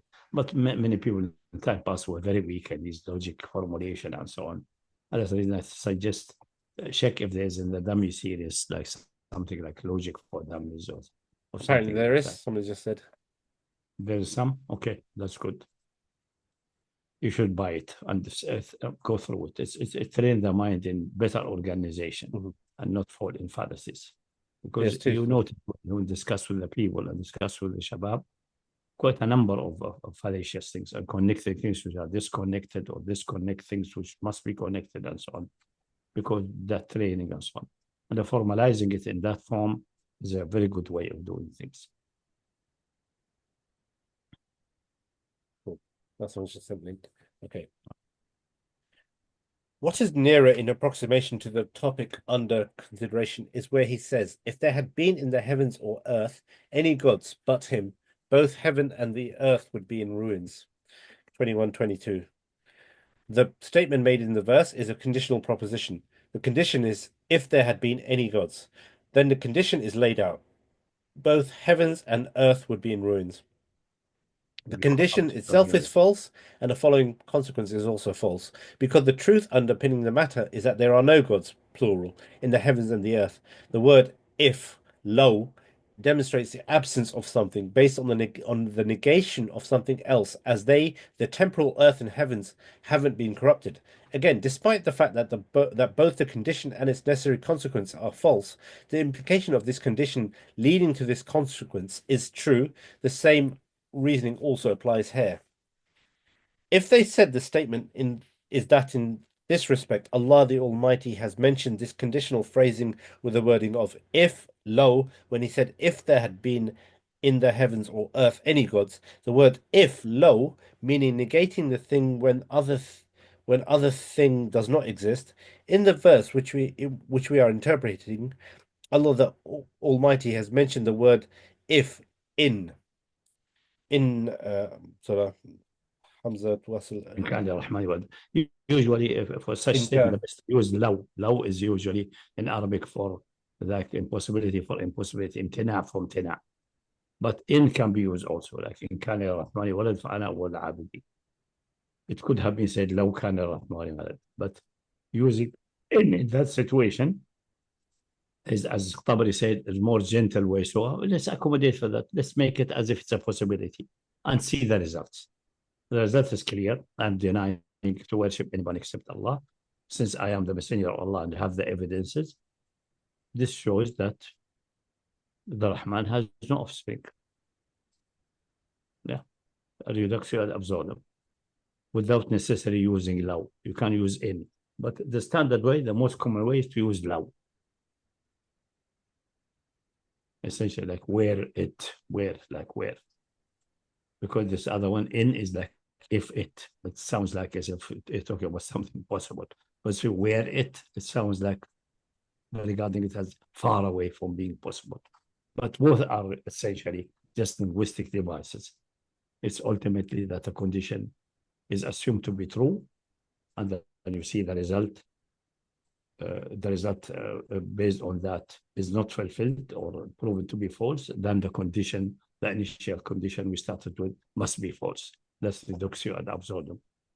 And linguistically, law or in can work, although law is more dearer to the heart of most Arab speaker in this context. But it's not necessary. You can say if, or say where. You can where the messenger on having children, or with using this form where, not is. Okay, but this is only more of a linguistic taste. So, sorry. Carry on. Yeah, just trying to find my place again. Rather, this means the doubt in whether the condition has occurred or not, and the occurrence of this doubt for the messenger is not possible. We say the difference which you mentioned is correct, even though our intention is to expound that the conditional does not have to be true for both parts being true or false upon what he decided. As for his saying that the word if in means occasioning the condition whether it has occurred or not, we said this is forbidden because the particle if in is a particle, that's in Arabic, is a particle of condition, only signifying that the condition is necessary for the consequence. With regards to whether the condition is known to occur or is doubtful, the word by itself provides no indication of that. From the discourse we have elaborated upon, it is evident that the wording expressed here can be understood in the Zahir, its apparent meaning, in all aspects, without the need for overly excessive ta'wil, interpretation. The meaning underpinning what he the Almighty has said is, say, O Muhammad, if Ar-Rahman had a child, then I am the first to worship, being the first to serve him. The meaning of his saying is to clarify that I do not deny his child because of opposition and stubbornness. If there was in fact evidence that could prove the existence of such a child, I would readily acknowledge him, admitting the necessity of serving him. Yet no child is in existence, nor is there evidence proving as such. Hence, how could I affirm and acknowledge it? Instead, the conclusive evidence is based on non-existence. So how can I lay claim to such a matter and acknowledge its existence? This discourse is complete and clear. There is absolutely no need for further ta'wil and deviation from the Zahir upon the matter. It was narrated. Sorry. It's clear. It's just because the people have little training in these formal logic things, and Tabari and others need to expand and have several lines. If you have training, just the same line will suffice and you will just proceed. That's very clear. That's the exact formulation of a conditional statement with a premises which can be proven right away that it's wrong. It was narrated about As-Suddi from among the Mufassirin that he used to say it is entirely possible to interpret this verse as it appears, and there is no need for interpretation. Yeah. The statement which we mentioned indicates that what he said is the truth. As for those who say that the interpretation is necessary, they mention many aspects. Firstly, the first aspect was that Wahidi said there are many ways in interpreting this verse, and the strongest is to say that the meaning is this: if Ar-Rahman had a child, as you claim, then I'm the foremost of the Al-Muwahhideen, adherents of monotheism, and the first to reject your claim of attributing a child to him. Someone may claim that the interpretation of the saying could be either one of the following. If it were established that Ar-Rahman had a child, then I'd be first in denying that. Or if it is established that you have claimed Ar-Rahman have a child, then I'd be the first in denying that. Here, the first viewpoint is invalidated because if the existence of a thing in reality doesn't require the prophet's denial. Given the statement, if something is true, then I'm the first to deny it, which would imply an insistence upon falsehood, which is in no way fitting for the status of a prophet. The second viewpoint is invalidated because regardless of whether they affirm or deny that Allah has a child, the prophet would still utterly reject the very notion that Allah had a child. Their claim thus had no bearing upon the prophetic rejection. It cannot be construed as an occasioning factor in that prophetic denial of the child. I'm sure that people are having a problem with the formalization of logic in the correct way because they are not used to it. That's it. So they try to get ta'weeds which does not give the ayah real justice. It also shows you that the requirement for knowledge to progress, and not an insistence on a specific generation having comprehensive understanding. Exactly. Second, they said the meaning of the verse, say Prophet, if Ar-Rahman, the Lord of Mercy, truly had offsprings, I will be the first to worship, is a rejection of the notion that he has a child. From the wording Abida Ya'budu, indicating strongly rejecting a matter, the person being one who rejects Abida, and Abid, emphatic rejection. They're just getting in circular because they don't understand the logic structure, the proper logic structure. The logic structure is clear. The structure is clear. If the merciful Lord, which we know is a fallacy, but if truly he has offspring, then I'm the first one to worship him, this child, and respect him as a child of the divine. But the reality is that I'm not worshiping anyone except the first one. So the premises that he has children must be false because I'm receiving revelation and I'm infallible. That's a complete argument. You don't need to go out of the text. The text is clear. You don't need to go to turn around like the donkey in the grind, like all these others who were terrified about it. It's nothing to be terrified. It's just a correct formulation, and they don't understand why the Quran is formulated like that. He wants to teach you how to do conditional statement, but you are refusing to understand and learn. That's it.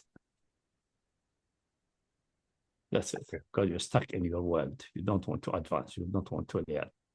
Exactly like the various ayahs which clearly tell the people that the future events which have not already decided irrevocably by Allah subhanahu wa ta'ala do not exist and they have no truth value. They still insist and go around. It must be known for eternity and so on. Although the ayats from the Quran are so stunningly clear in various places that it's just impossible. And they still insist stubbornly because they have some certain fixed idea based on some wrong assumption about time or the division of times or sequences of times, and they will never get out of it. Okay. Some of them read this as being Abidin. Know that the issue is mentioned here has arisen because if the intended meaning is if Ar-Rahman in actuality had a child, I'd be the first to deny it implies persistence in falsehood and ignorance. However, if the meaning is if Ar-Rahman as per your claim, I'd be the first to reject it. Such a connection is flawed because this rejection is there whether that claim and belief has happened or not or did not happen, and the matter was like that. Then this comment would not be permissible. Third, some argued that the word if so in here is to negate, hence the meaning is thus Ar-Rahman doesn't have a child, so I'm the first of Al-Muwahhideen from among the people of Mecca to affirm this. Know that resorting to interpretation like this, which are far-fetched, arises only from necessity. We have clarified and explained no such necessity arises, so it is not permissible to adopt as such, and Allah knows best. This is all from Tafsir al-Razi. Yeah. So this is your summary analysis. From the lengthy quote, it is noted that Imam al-Razi didn't spend much time responding to the third aspect or point at the end of the long quotation, because to make if, and that's in Arabic, when the meaning of a negation, ma, is a very distant interpretation that I do not know to be commonplace in the speech of the Arab. It is rather falsely attributed, so it should not be taken, if it was permissible to do so at all, except out of necessity. With regards to the second aspect, we would say, do take time to ponder over the deep and enlightened thought which Imam al-Razi only reached because of his expertise in the science of logic and rhetoric. Ponder over it to know the truth, not only in our partial case, but also in the reality of disillusioned and disappointed sayings from the sect of Wahhabism, such as Ilm al-Kalam is ignorance, and ignorance of Ilm al-Kalam is knowledge. But being dumb is knowledge. That's Bruce Lee's The Art of Fighting Without Fighting. Whoever speaks upon matters of logic falls into heresy because we can't understand it. Sorry, that was me, interjection. We seek refuge in you, O Allah, from the disillusioned. We humbly ask you by your beautiful names and your most high attributes to make us enjoy our minds with all their strength in general, and to master the science of the logic and philosophy and ilm al-kalam in particular, to enjoy all our powers, senses, hearing and sight, as long as you keep us alive. So I gotta make a statement, Sheikh. One of your statement about Fawzan was it's brilliant. When this video comes out, you guys are gonna have a laugh, inshallah. I'll send you the quote. Okay, sorry, I digress. The correct viewpoint is that the word if in is this verse in conditional. In this verse is conditional, and the distinction from the word low, which would imply impossibility, arising from the mutual exclusivity, to in is done for purposes of rhetoric, as Imam at-Tabari mentioned some of them. The verse is not gentle to the other side. It's a rhetoric device to attract the other side. Okay, let's assume that in a gentle way, not exclude it right away using low, because low meaning that's impossible anyway, but let's assume it as a sake of argument. No, we assume it. Yeah, it's a reality, and we'll show you that it is in Israel should have been substituted with low to start with, but we did it gently for your limited and stubborn minds. That's it. More or less, like in this spirit. The verse is not in full context if it is combined with the one that follows it, allegorical or ambiguous, as some may have thought previously, falling into error and invalid interpretation. Rather, it is from the category of clear decisive in verses to which those that are ambiguous are referred back to. The verse shows that the matter of a biological child or offspring is necessarily of the type and essence of the father definitively. Therefore, if the father was a god deserving of worship, then the child offspring is likewise too by necessity. No wonder the other verse relating to mutual exclusivity, namely the impossibility of there to be more than one god, is of similar import. Allah has never ما اتخذ الله من ولد وما كان معه من إله إذا ذهب كل إله بما ذهب خلق كل إله بما خلق ولعل ولعل بعضهم على بعض. Font's too small to read. Allah has never had a child, nor is there any God beside him. If there were, each God would have taken his creation aside and tried to overcome the others. May Allah be exalted above what they describe, and that's 2391. The verse completely negates the notion of having the child or offspring, thereby totally nullifying any notion of a race of gods or divine offspring. Contained therein is the explicit nullification that there is a multiplicity of deities or gods, regardless of the nature. Moreover, the verse, through the guidance it provides to people of enlightened minds such as Imam al-Razi, outlines the truth regarding conditional propositions, statements in the easiest wording with concise expression. Indeed, this is one of the key features of the miraculous nature of the Quran. He, the exalted and majestic, says, and this is 1788, say, even if all mankind and jinn came together to produce something like this Quran, they could not produce anything like it, however much they helped each other. And this concludes this chapter, which is chapter 10.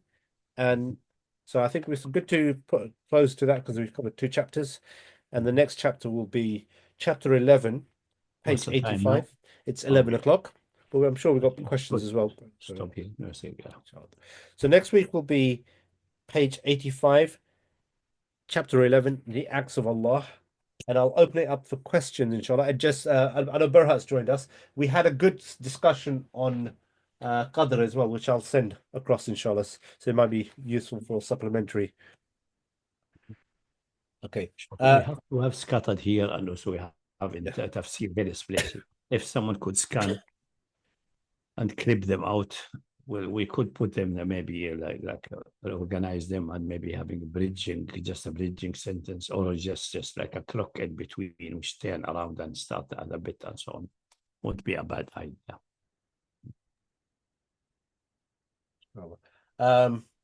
Yeah, there's just a lot buried about. If anyone comes across any, I have seen like 96, 97. I think that's already out as a separate videos. But if anyone comes across throughout the things, I just haven't had time to go through all of them. In tafsir, we have maybe 5, 6 occasions like that, but where they are, that's a problem. Okay. Anyone got any questions? Maybe using ChatGPT or DeepSeek. ChatGPT has a limit on the size of videos it can reference. That and Google LM. So it's going to require just either searching on what's already there or DeepSeek, I think, is a bit freer. Yeah, I'll have to see. I have to check it out. I mean, there are stuff that has been spun out independently already, like predestination. Where it can be, you can scan many videos in a few days. Just someone said, tighten the belt and sit on that few days, and then anywhere the Qadr is mentioned and so on, because it will give you. Then we can have clip that out. Yeah. Good. Okay. Anyone got any questions? You can fire away. We've got rid of any trolls. But as I said, it needs to be read several times. One time is not good, and expect also for the future also to be reading in advance. Don't wait for it. Try to read in advance. Make some question ready. This will be more productive. Even if you don't get except maybe 10, 15%, 20%, it's better than coming with 0, and then we develop bit and bit. Yeah. Okay. Assalamu alaikum. Sheikh, so I was just reading the previous chapter that we just studied, because I think I missed the part. I don't know if you guys discussed. So the part you gave a good example with the impossibility, like irrationally or logical impossibilities. So the example of stick and the snake is good, like the concept. But the one after this, this is where I have the question. So it says to assert that divine power can or does extend to logical impossibilities opens the notion that Allah can have true offspring with a divine essence and substance, and that the divine word can transform into flesh and blood. Saying this or anything similar leads to making Allah the exalted and majestic a falsity. It implies that Allah can change from necessary existence to that of contingent existence, Yeah. and it further extends to the notion that Allah does not exist at all. Mhm. The idea that the universe can originate from nothing without a creator is more acceptable and easier to comprehend. By accepting this, reason collapses, language lose their meaning, languages lose their meaning, and religious principles are invalidated. And Allah forbid all of that. Okay, so my question here is that the whole I understand the whole the example that you used logic previously about the the mu'jiza or the ayat of Allah, how the example of Moses and his stick turning into a snake. Yeah, this is. But here I see a little bit, okay, I see a little bit assumptions about, like, the whole concept of, the true essence of Allah subhanahu wa ta'ala. Because from as a human, from a human perspective, don't we have, like, there will be some sort of impediment at some level to understand the that of Allah subhanahu wa ta'ala. Well, This is where we're just not discussing that, or I'm just we're discussing fundamental conceptual necessities. We're not saying we understand what is the nature of the that or things like that. When we're discussing the stick and the stick, we know this, there are sticks in the world. They grow in trees. They will be cut and so on. They are contingent beings. We know that, and they can disappear. The same with the snakes. They are born. They have been created. They have a beginning. They have an end, and so on.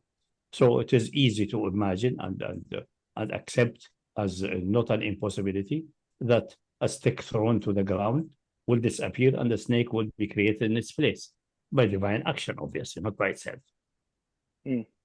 But no, I understand that part. Yeah. I just have the when we're talking about this specific this that's paragraph that we read. That. The other one is if you apply that to the divine being, meaning it's contingent, it's contingent, but it's necessary. So that's a contradiction. But I expanded a little bit more in more rhetoric to make it more plausible and more digestible. But it's the same. Okay. It's the same. It's a necessary existing being. Not created. Like usual question, some atheists. So if Allah created everything, who created Allah or something like that? Does not make any sense. He's not created in the first place. He's not in the contingent realm. Is a necessary. So if he's not created, cannot disappear. There's no power, nothing related to his disappearance. That's by definition as this is existing. Otherwise, the whole concept of necessity existing and the whole concept of being, there should be no being whatsoever. Because we know there's one being at least. I know my own existence, so I exist. And I know also with immediate perception that I am contingent. Then we conclude that the whole universe around us is contingent entities.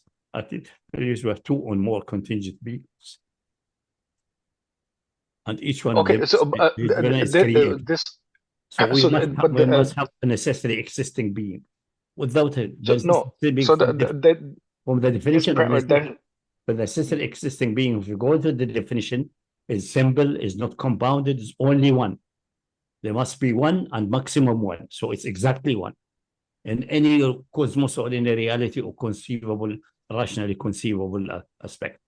That's not discussing its nature or how it's what is it, a gas, it is something that's all related to the contingent realm, which we can discuss and may detect the nature. Like this material we see looks solid, but the reality is not solid. It has very many gaps, and we go down to molecules and down the molecules or atoms, and the atom is essentially vastly empty space, and there's particles, and the particles themselves are almost points, and all these. That's we go deeper and deeper, but because it's contingent and decomposed. When it's existing, all that does not apply. Is the only model we can just to visualize something is like a mathematical point, indivisible, unerasable, eternal.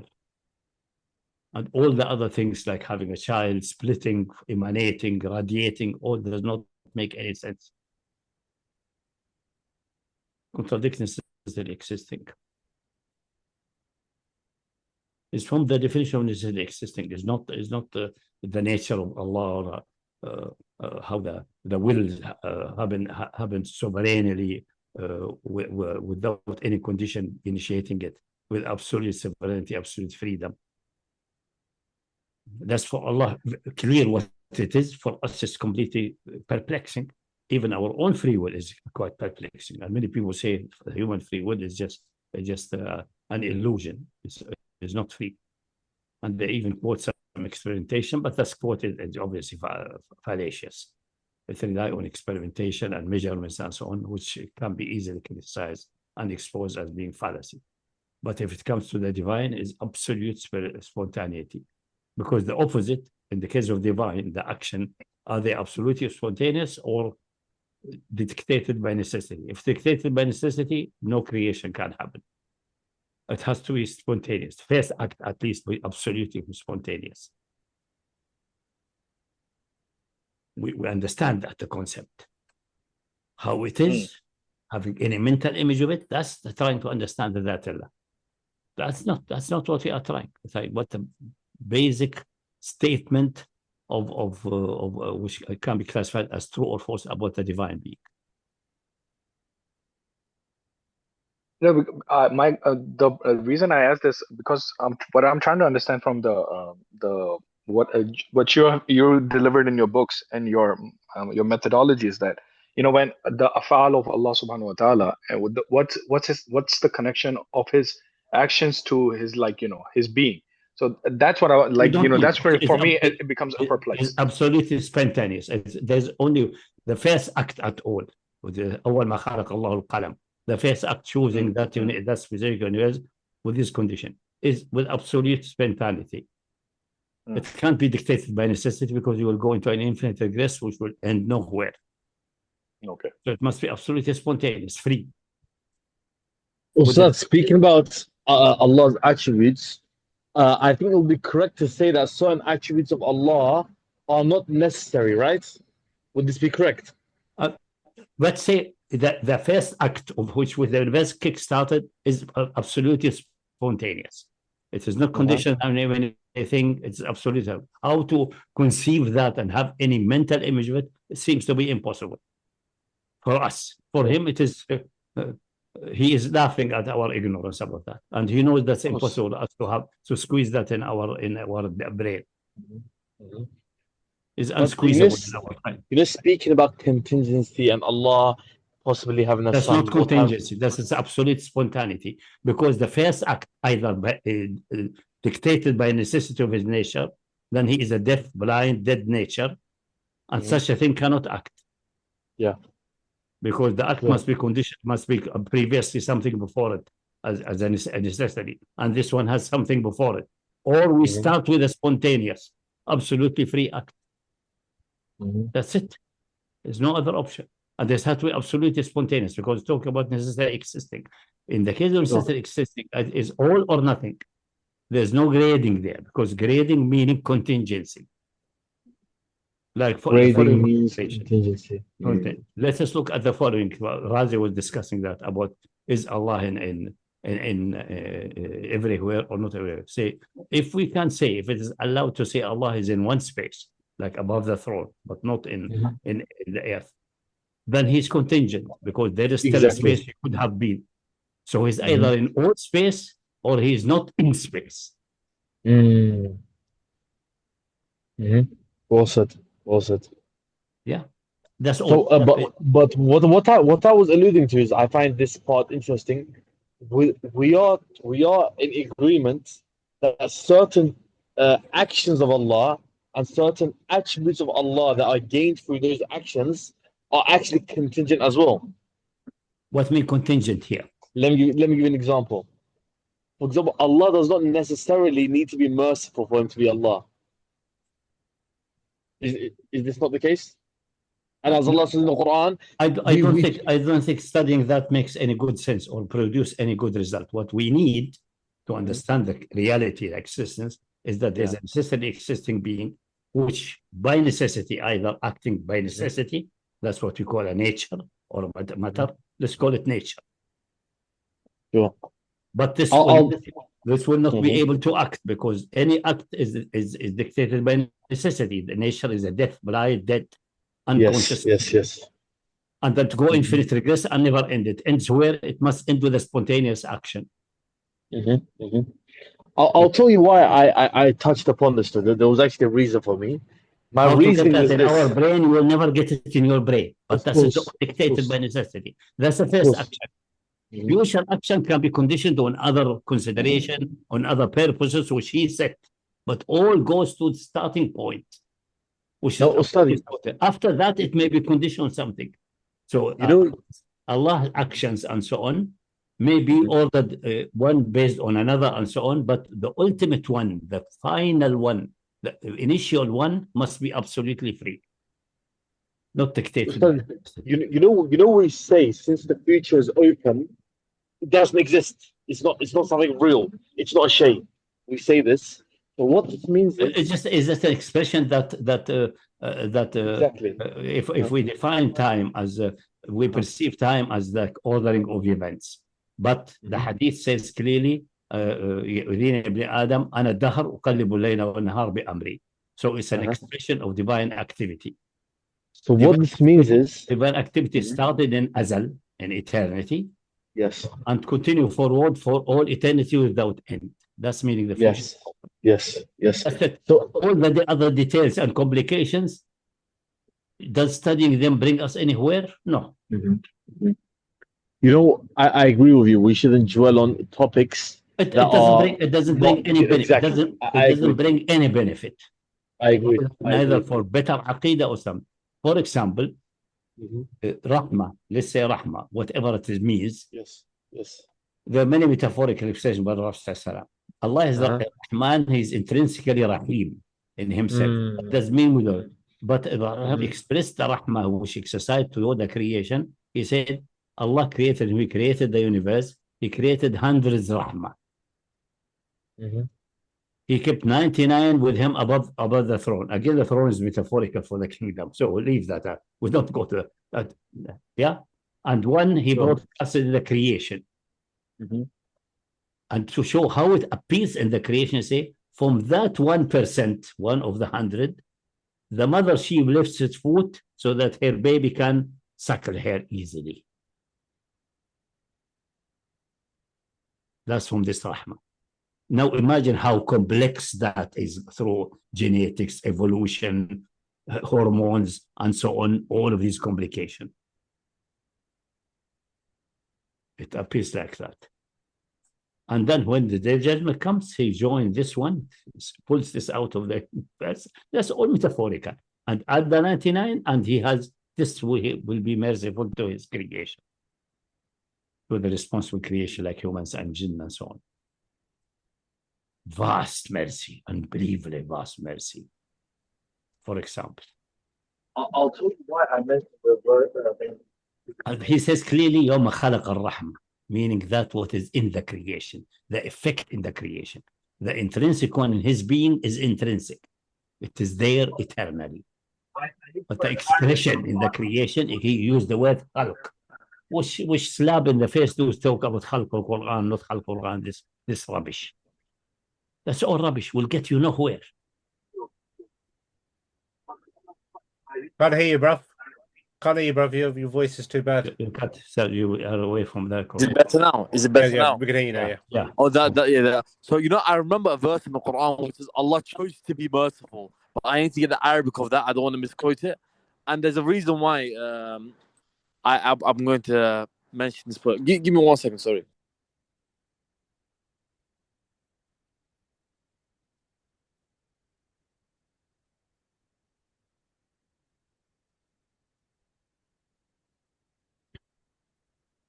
Yes, sorry about that.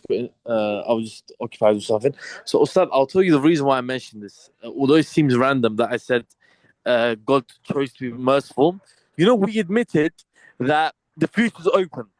So when the future is open, every time something occurs in life or in existence, nothing escapes Allah's knowledge. So every time something occurs, Allah is informed. If it enters, if it's become present or past. Exactly.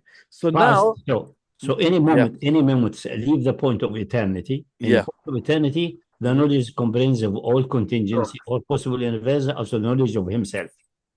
Exalted and majestic. And that knowledge is complete in the sense that it cannot be conceived more than that. And there's no education there. There's no way it can be in a process. It is what they call علم حضوري, present. After that will be acquired knowledge. How it is acquired, what's the mechanism, how he... We don't know. We don't know, and we should not go into that. But and we cannot know. This is ghaib. We cannot know. But the Quran, and it's possibly not conceivable. Sure. Look at what the Quran says about her, that he knows whatever is ما تسقط من ورقة إلا يعلمها. Notice the expression ما تسقط من ورقة يعلمها. The ورقة is there. He knows that definitely. But if it falls, so otherwise, if it falls and he doesn't know that it has fallen, which is a change obviously in the relation of the usul ilm jadid. Yes. The classical, they regarded Allah as something static, essentially like a deaf, blind, deaf. They don't recognize the danger of this statement. Exactly. This resulted in if it is so, then why postulate that he has knowledge in the first place? He's less a dead rock. Yeah, it's very true. But a dead rock cannot act, so they ended in never-ending contradictions. Exactly. So that's here. That's what everywhere in the Quran about ilm, except in the general statement, بكل شيء عليم. Now, the word shay is open. Yes. Anything else related to now and the past. The past is recorded in the divine, let's call dhakira or database. Database, yes. Dhakira. Yes. And that's what, for example, when Pharaoh asked Pharaoh to try to play games with Musa, he told him about ask him, okay, you bring an amazing message. We didn't hear that in time past. He's lying because they heard it from Yusuf. But let's assume he's genuinely unaware about Yusuf or something like that. Yeah. Musa ايش يسوي about فقال فقالوا القرون الأولى. He wanted to divert the issue, play game. Musa cut short immediately. قال علمها عند ربي في كتاب meaning recorded, not record, yes, not tablet أو summarized or diamond. علمها في لا يضل ربي ولا ينسى. He doesn't go lose his way, nor he forgets. That's recorded. Don't waste your time with it. Let's look now. Me and you. That's our issue now. That past, leave that to him. He knows information. Definitely. Our business. The moment he knows the future, some things are known, even with fixed time. Some things are open time, but are definitely happening, like Yawm al-Qiyamah. Yes. There are many strong indication that Yawm al-Qiyamah is not fixed in a day. It may shift forward and backward, but it is definitely happening. Yes. Yes. Any indication. The strongest indication is when Musa asked him, he said, إن الساعة آتية أو he said to Musa إن الساعة آتية لا ريب فيها أكاد أخفيها. And the scholars in time past wavered. I would say I'm almost hiding it from myself. But does not make any sense hiding it from myself. Simply that the exact date is not fixed yet. It depends on the situation. I see.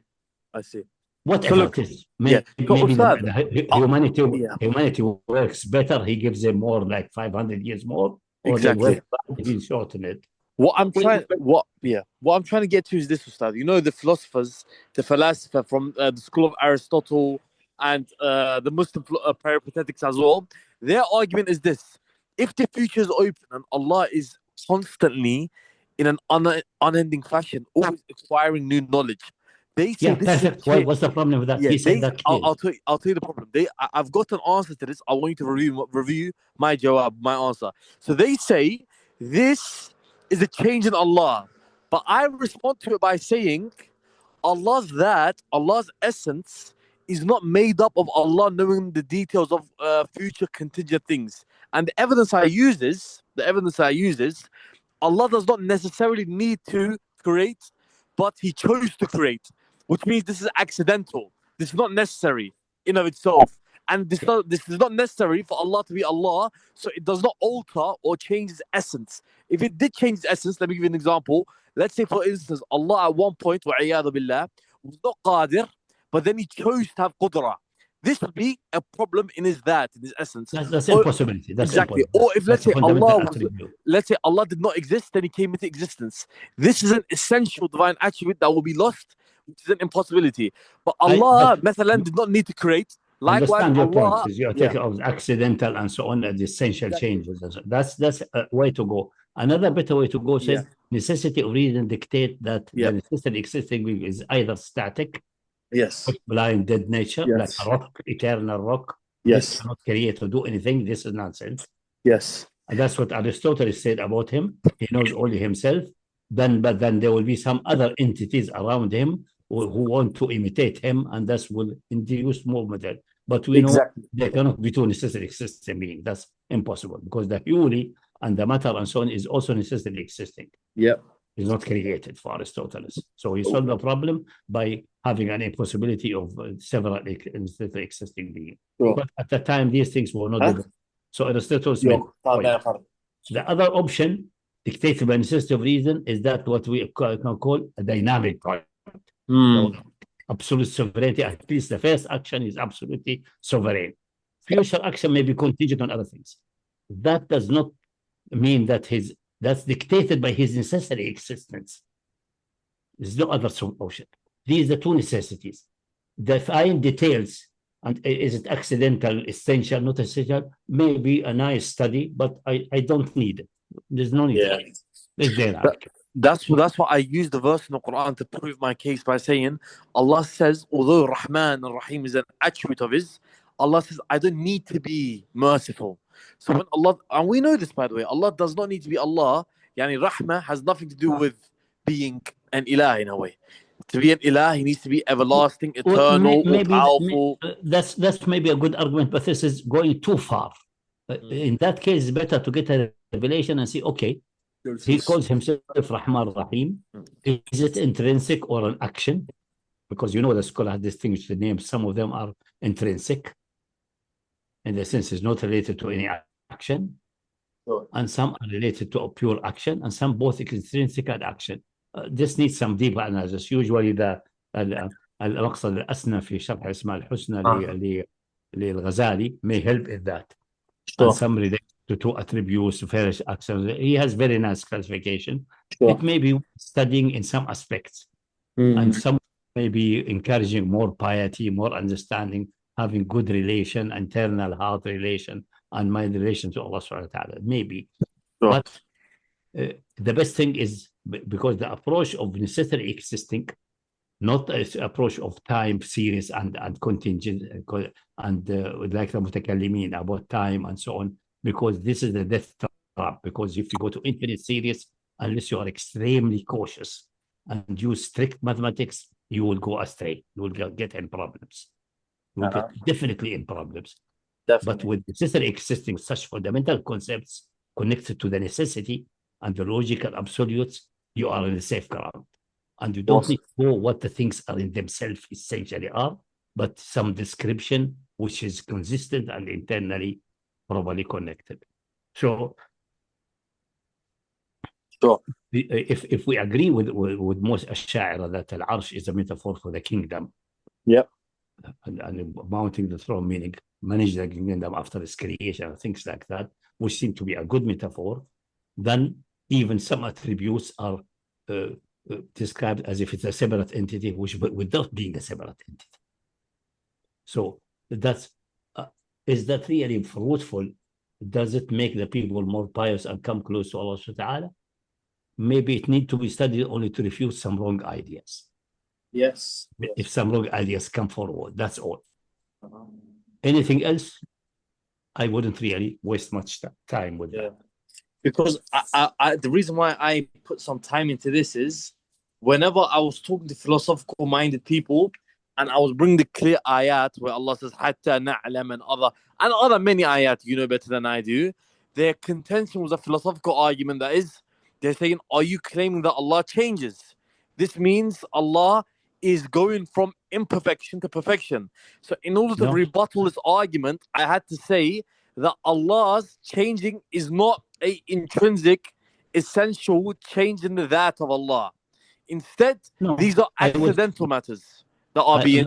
That's maybe a good, but I would say that's, first of all, this is the text of the Quran, and this dictated by necessity of reason. That's it. In eternity, we know possible universes are known. He knows himself sufficiently well. without comprehensive knowledge, because that will create contradiction. But that's not it's a fine point which is not worth mentioning. The first action is absolutely spontaneous. After that, action may be based on another action, and he's a dynamic God. He's not a stone. He's not a dead blind definition. Whatever implies with that and details must be the truth dictated by necessity. Exactly. There's no escape from that. Exactly. All these acrobatics about essential and accidental and head and tail, 2 feet, four horns, that doesn't bring us anywhere. What brings us anywhere is to start with the necessity of reason and the necessity of formal logic. Formal logic and rational necessity of the concept of necessity. I do remember that when you and I okay. had this. Yeah. By the way, did you have any look on the so-called modal logic, which has been developed in the 20th century? Modal logic? No, I haven't actually. I haven't. Check that. Check, say, for example, in Google and so on, a good reference book about basic modal logic, the various modal logic models and so on. The basic one, Empirical, and the other ones. Because the next concept added to the formal logic is the concept of necessity. That's all that is there. Necessity. You know, I do remember you and I had this discussion maybe 6 months ago.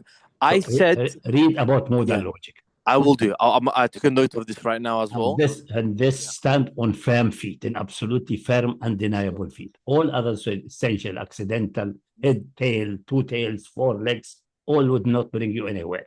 It will just confuse the issue. Now, I remember you said this as well before. Going to the divine. The only reason that I said the first act must be absolutely spontaneous is because we understand the meaning from looking in ourselves. The meaning of freedom choice that I can do, but I can choose not to do, and imagine that expanded to utmost possibilities. It's called absolute spontaneity. From that, because that's the only way you can develop a concept. From that, we assume something similar applied to the divine. If it's nothing but similar, an expansion of that. How it is in exact is no way to conceive, but something similar, because the opposite is pure mechanism. Got you. Either this or this. And one line will develop by necessity into open future and into activity and the dynamic God. The other one into nature, which is a dead God. Yeah. It's not a God even. Of course. Of course. It's a soul. Yeah. It's an Aristotelian, the Aristotelian first.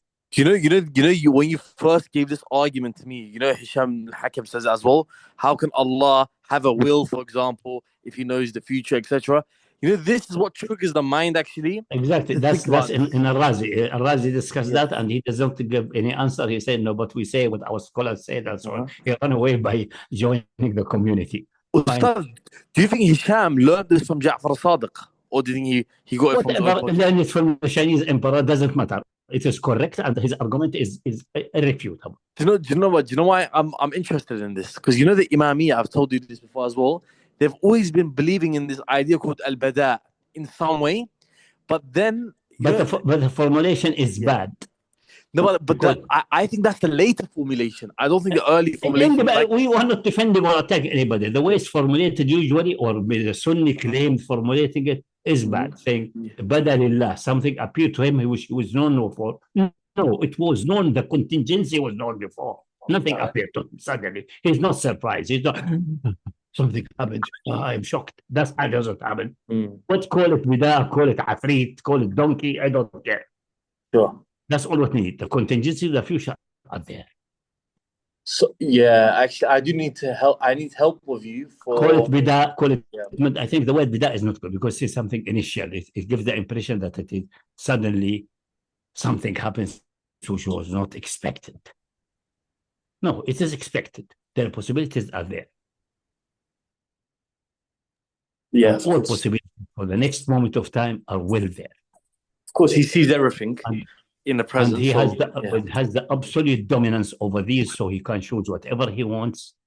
He can change the choice unless he has bound himself not to change. As I said, the only thing which seemed to be binding him, and he cannot go back on that, is a promise of reward and so on. That's wa'ad.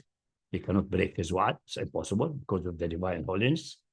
And secondly, which he can't break, is the khabar, which has been known to the creation. He gave the khabar to his messenger of earth, so some creation. So then, if his messenger announced something, like for example in Daniel, when Daniel gave when the Messiah comes and he will be cut off from the people and so on, he says cut off, not crucified, not expelled out of the country, not immigration, cut off, removed from the people. The remove can be by crucifixion, can be by killing, can be by immigration, by taken by the angels to Mount Sinai, like Elijah, whatever it is. And give the time, even time is given there based on certain events connected to it. And if you calculate it properly, which is a very heavy job, but it can be done. I think I have done it almost completely. It ends with Isa ibn Maryam. Since Daniel announced that, it is obligatory on Allah to hold it. No way he will force it to happen, whatever. If the whole universe will be squeezed to that direction. That's all. That's only what's said. Oh, was this the article Daniel the Mede? Sorry to say this. Was it this article? I remember reading something like this. Not in that article. No, this is another research which is not complete. Okay. So that's the only really verifiable, well-established prophecy in there. There are others, but the well-established one, which is very detailed, almost there on the day exact. In Daniel, and it's well established in Daniel with the various copies, both in the Greek translation, all about 150 years before Christ. So it's before the event with certitude, absolute certainty, in the hand of the Jews and the hand of Christian in the Greek translation and other references. And also in the Dead Sea Scrolls, the copy there, which can be dated to 150 before Christ. So absolutely before the event. Nobody could have written it after that. So this is one, the absolute condition. Secondly, the fulfillment is not depending upon Isa's action or his companion. It's impossible. So it fulfills the three conditions, so-called Einstein conditions. The same like the fire in Hijaz, the same like the mobile phones, all of these we discussed for Muhammad. Muhammad, there are tons of those. For example. So the moment the Prophet announced that, khalas.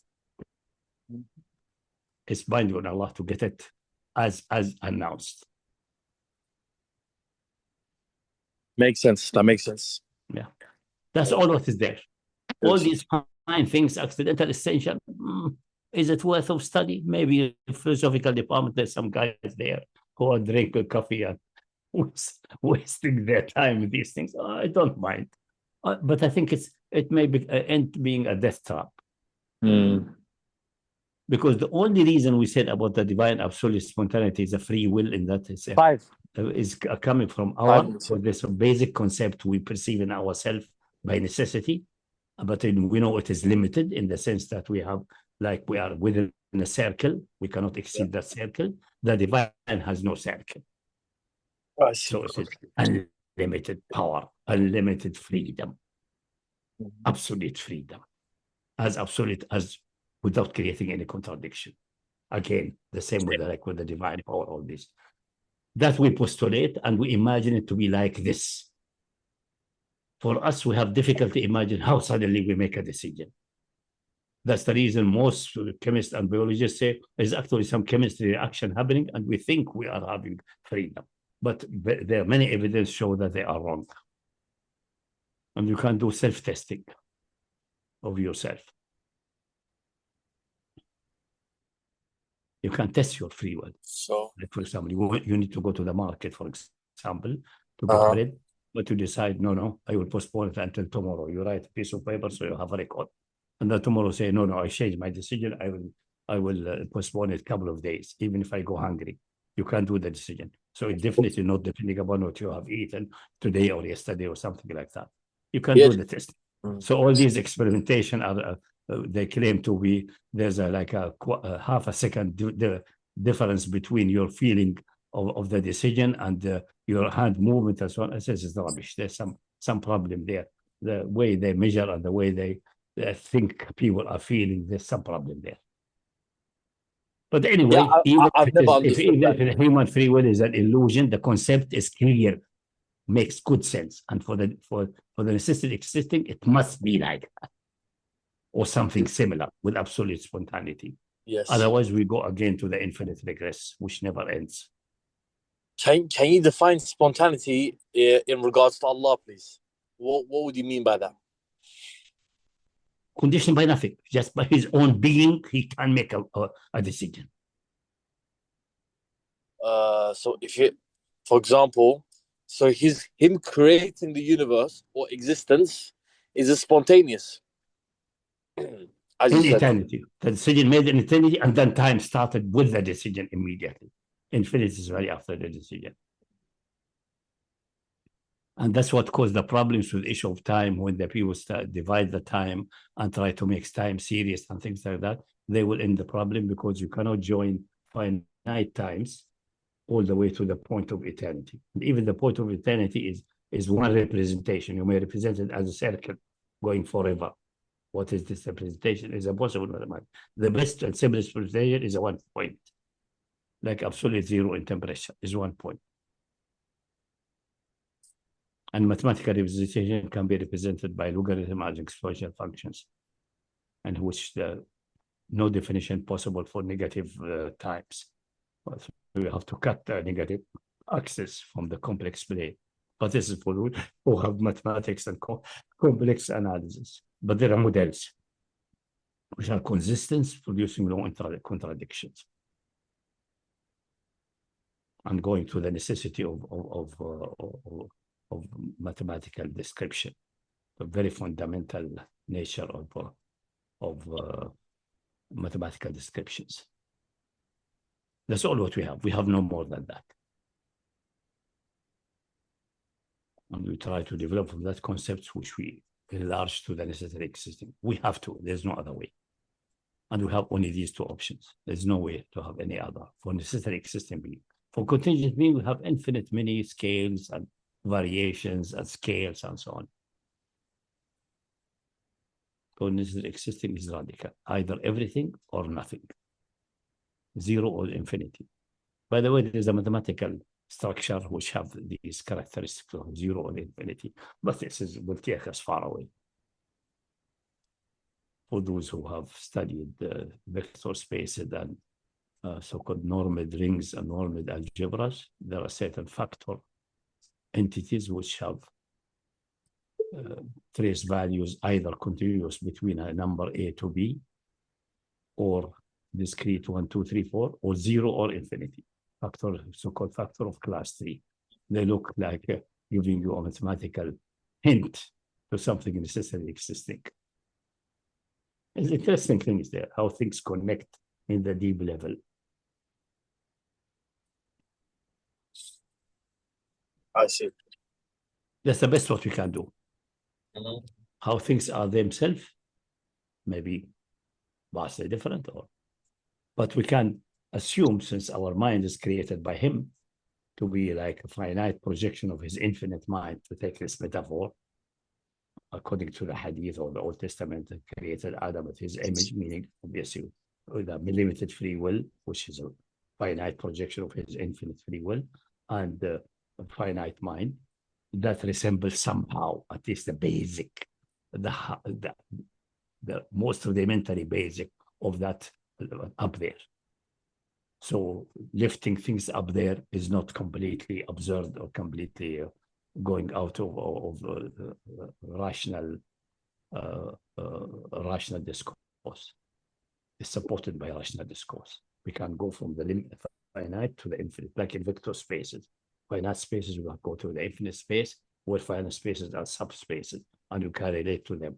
Although the characteristic of the infinite dimension spaces is vastly complex and different than the finite ones, but still we can interrelate, and we can look from up to down and from up to down and make some reasonable relations and reasonable interrelations.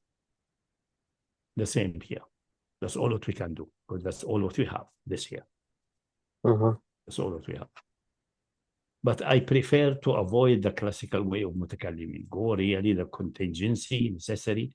And for you, since you are interested in this area, try to find, you could Google, for example, the Stanford Encyclopedia of Philosophy. There are big sections about, for example, modal logic.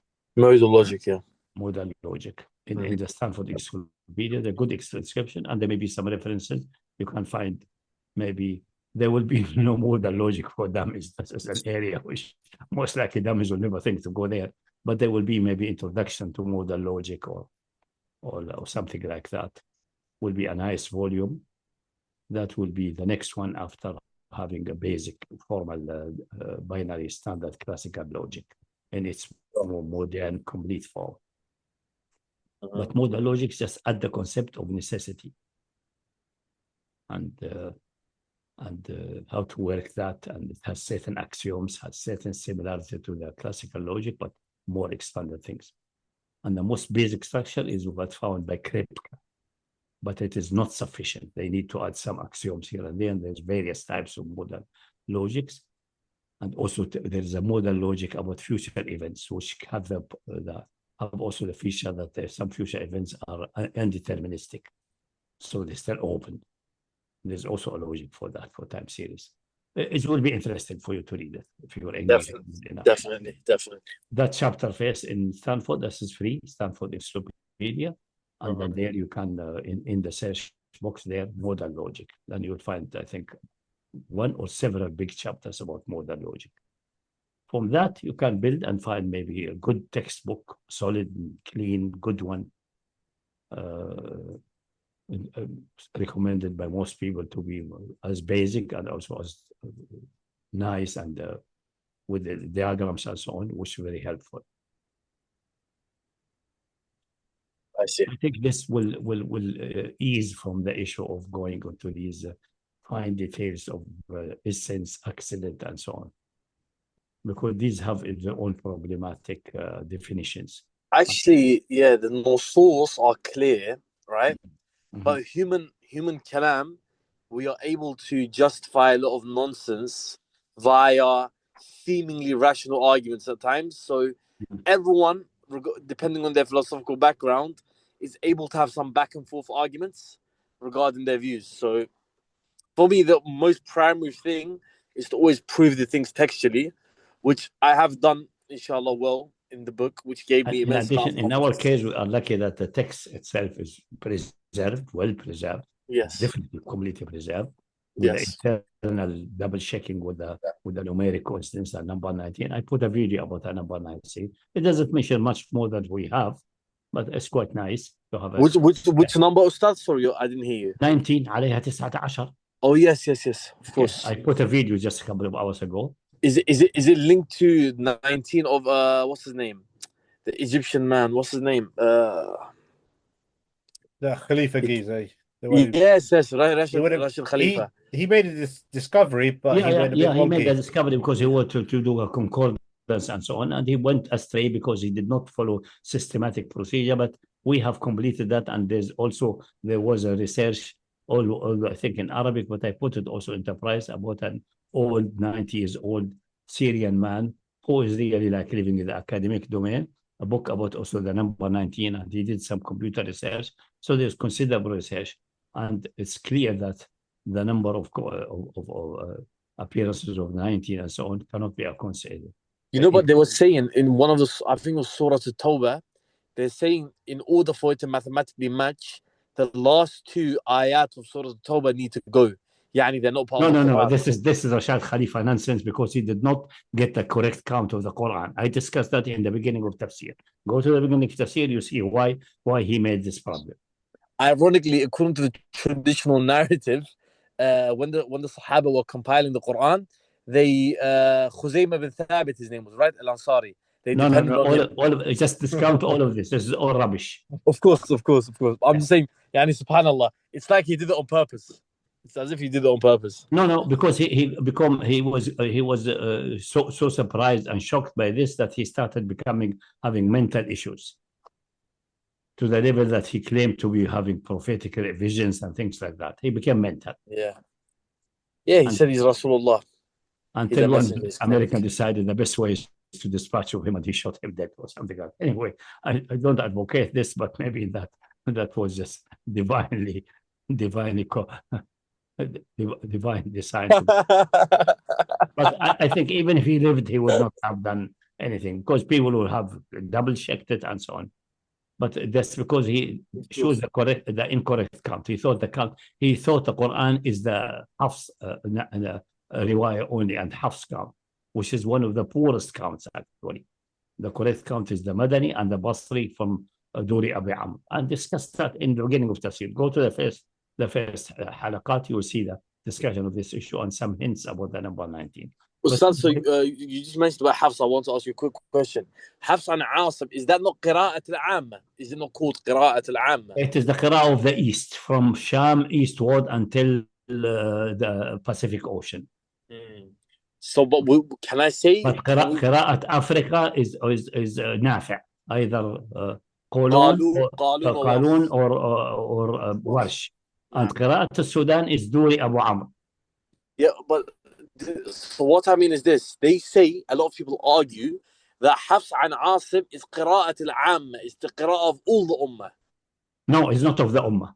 Manifestly, it's not the Qira'ah of the Ummah. Manifestly. By proof.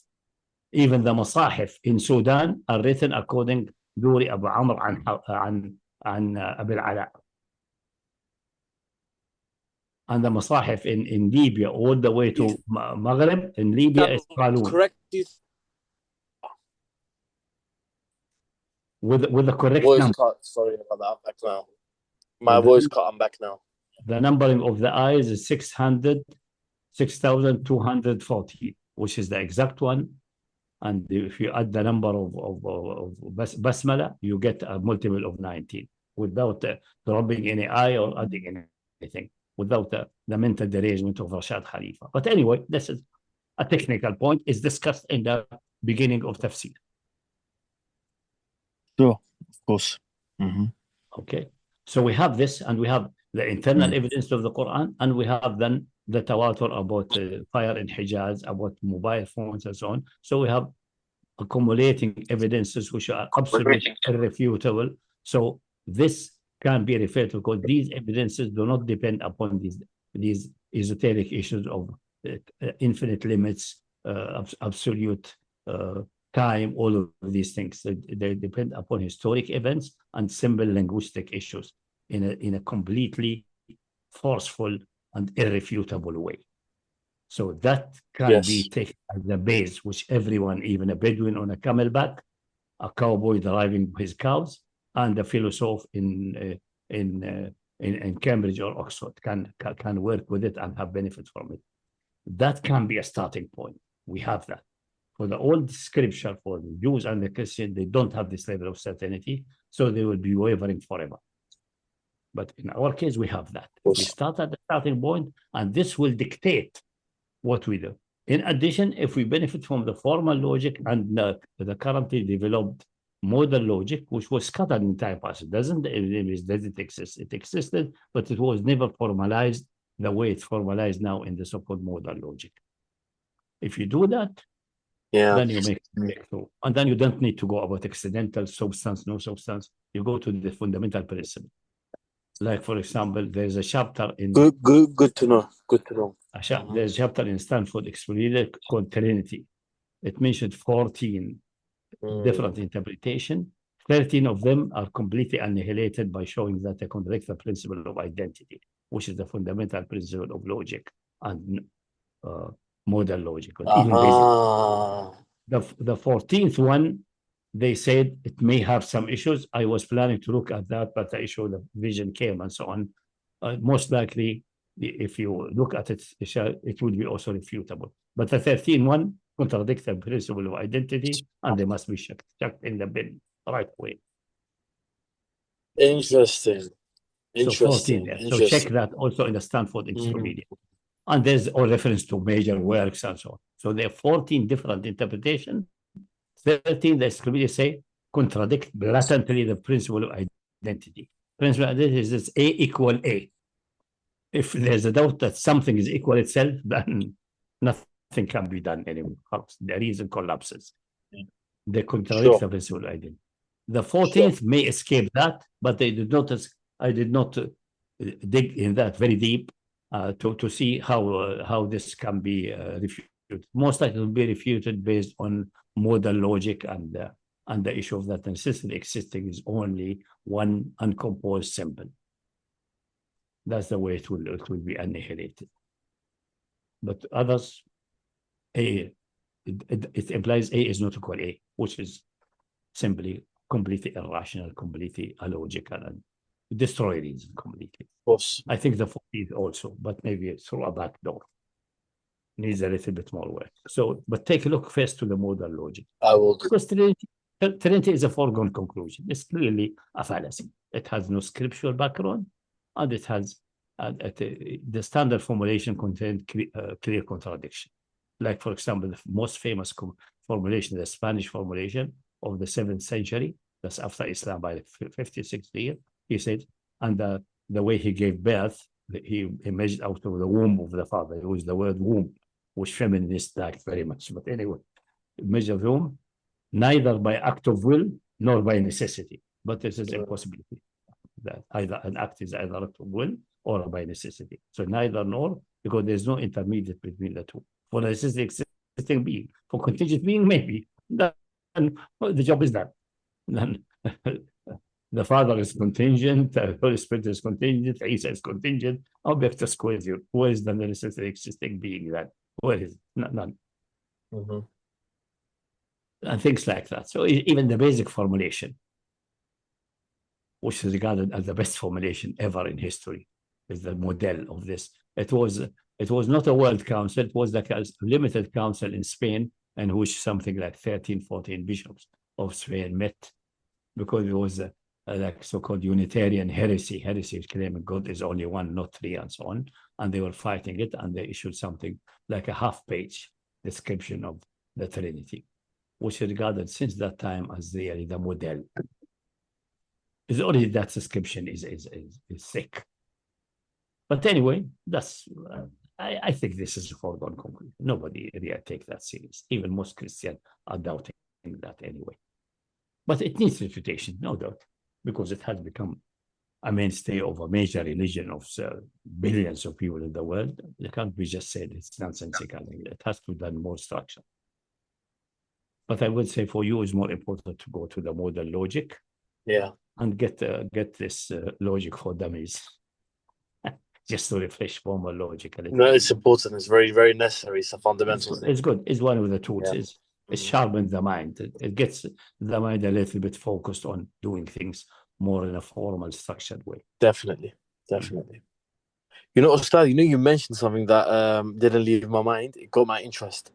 Did you say the Madani versions of the Qira'at are better than Hafs and Asim? Oh yeah, vastly better. So the first one, if you read the 7 or the 10 on one scholar in Egypt or anywhere in the world, he starts by reading the one from Qalun. Yeah. And then he asks the student, Man indaraj ma'ah, who is reading the same thing. He says, Flan and Flan say. And who didn't indaraj? The first one is this one. And he read this one, and this one. So Qalun is the first one. But does this not mean that the qira'at are all not divine in a sense, if one is better than the other? No, because they are various pronunciation, but also the count of the ayahs is slightly different. Hafs having, I'll tell you why it is superior, the count of Medina, both Qalun and Warsh, and also the other Medina count, which was adopted, interestingly, by Duri Abu Amr. That's almost like the divine hand behind the scene guiding him, while the other one, Susi from Abu Amr, is having another Basri count, which is different than the Madani. But Duri adopted another Madani count. And in that count, we have 6,214 ayahs. And we have Fatiha, 7 ayahs also, but the Basmala is a separate, is ayah number 0. So we have 13 extra basmalas, 113, not 114, because Tawbah does not have, but to complete it to 114, that's a multiple of 19, you take the basmala in Surah Al-Nahl, Bismillah ar-Rahman ar-Rahim. And the benefit of this, the reading of these reading is that all huruf muqatta'a are not separate ayah, consistently. None of them is an ayah. For Hafs, sometimes it's an ayah, sometimes it's not an ayah. There's no rule there. Okay, now I got you. And I discussed that. Go to the first tafsir. I think I discussed that. I think. If not, then we'll switch maybe an intermediate going back to the benefit of the. So this way we have then even the total counter and of the ayahs of the surahs, plus that 113 basmala, not 114. You add it to the ayahs, because the one who completing the Bismillah ar-Rahman ar-Rahim phrase is one piece of an ayah in Naml. That's why the people in Najd make a joke, asking a child, "Where is the Basmala of Surah Tawbah gone?" He says, "I don't know that." He says, "The ant came at night and ate it away." Anyway, it's good to have some nice jokes like that, because it's in the belly of the Surah Al-Naml. So the phrase Bismillah ar-Rahman ar-Rahim is 114. One inside the Naml, and it's also almost miraculous, because if it would have been Tawbah had Basmala at the beginning, it would have spoiled the numbers. But this way the phrase is still Bismillah ar-Rahman ar-Rahim as written, not as pronounced, is exactly 19 letters. Yeah, exactly 19 as written. Yes. Yeah, as written. Because the Alif is not written on the Rahman. And will never be written, nowhere in the Quran. You can check it, nowhere. Exactly. Even in common writing, people got used to not write it, but if you write it, it's no problem. But in the Quran, definitely not written. In addition, as I said, what show the consistency is that the Basri and actually all reader do not count huruf muqatta'a except Hafs in the inconsistent way, and amazingly, Hims reader do not count them anywhere except in Hamim, Ain, Sin, Qaf. He count 2 ayahs. So the only really consistent one is that none of them is an ayah. None of them is an ayah. And this is Qalun and Warsh. So I would say Qalun should be the reading of the Amma, which is very close in pronunciation, almost you have to be really a specialist with sharp ear to distinguish them in matter of pronunciation. But I'll tell you a fun fact, an interesting fact that might not be interesting, but I'll still say it. When Yahya ibn al-Hussein, you know, the man who brought Zaydiyya to Yemen that many years ago, when they were discussing the mas'ala, is the Quran preserved or not? Because some of the Rawafid were saying the Quran is not preserved. He said, by Allah, my grandfather has read the Mus'haf of Ali ibn Abi Talib, and it is the same Mus'haf of what we have today. Then he says, and by Allah, our preferred reading is Qalun, and the reading of Medina. That's what Yahya ibn Hussein says. Another witness, which is as important, even more important, and Ibn Nadim, the one who wrote the Fihrist. Ibn Nadim is a specialist on knowing the books and the various types of alphabets and even types of writing. I think he's aware about the writing of the South Arabia, the Khat al-Musnad, etc., and even I think Syriac and so on. So he said in his book about the Quran and so on, he said al-Khassa, meaning the Shia, they call it Khassa, and the other Amma. Exactly. Al-Khassa claim that Ali ibn Abi Talib has a Mus'haf organized according to chronology. To chronology of revelation. Yeah. But I have never found any Mus'haf. Then I hear that some family in Kufa or some around, they have Mus'haf of Ali ibn Abi Talib. So he prepared, got money and so on, and traveled to Kufa. He went to that family, searched for them, and told them, I hear that you have the Mus'haf, the original Mus'haf of Ali ibn Abi Talib. Said, yes, we have it. And said he got me a Mus'haf out of parchment, skin. It was clearly old. And then Nadim died for 450 or 4. Anyway, like 300 years further after Ali. So it looks like old for 400 years, something like that. And they say, I checked it, and they were surprised. It seems to be from Ali ibn Talib, and the people seem to be honest, and they have inherited that, and they protected it in a box, really treating it with great respect and so on. So there's no indication that it is a fabrication or a lie. And they checked it. It is exactly like what the people have in their hand. Yes. Exactly the same. The same Mus'haf the Amma has. Same order, everything. So this is just a rumor which had no legs or feet whatsoever. That's when Ibn Nadim is a Shi'i. I think he's Ustad, do you know what messed up a lot of the issues? Do you know what caused a lot of the issues? When they started claiming, especially the narrators or the riwayat through Zuhri started claiming we didn't have the Quran, we were going to compile the Quran again, we were unsure, does this ayah go here, does that ayah go there? This caused a lot of issue. But your lecture, I saw your lecture, you proved that it was compiled during the time of Rasulullah. But Absolutely. what Abu Bakr and Umar did, they made a master copy. Is that right? They Because made a master copy. and there was a master copy at the time of the Prophet. Those in the masjid, in a dedicated place. But that one was requested by Uthman ibn Abi al-As al-Thaqafi, not Uthman ibn al-As ibn Abi Shaybah. Yes. Abd al-Dar, not the Yes. Qadr of the Kaaba. No, the Thaqafi. Uh-huh. They appointed him the governor of Taif. And he came and he felt waswasa and he came to Allah and said, what brought you? You supposed to be in Taif governing. He said, Messenger Allah, I have problem even in Salah.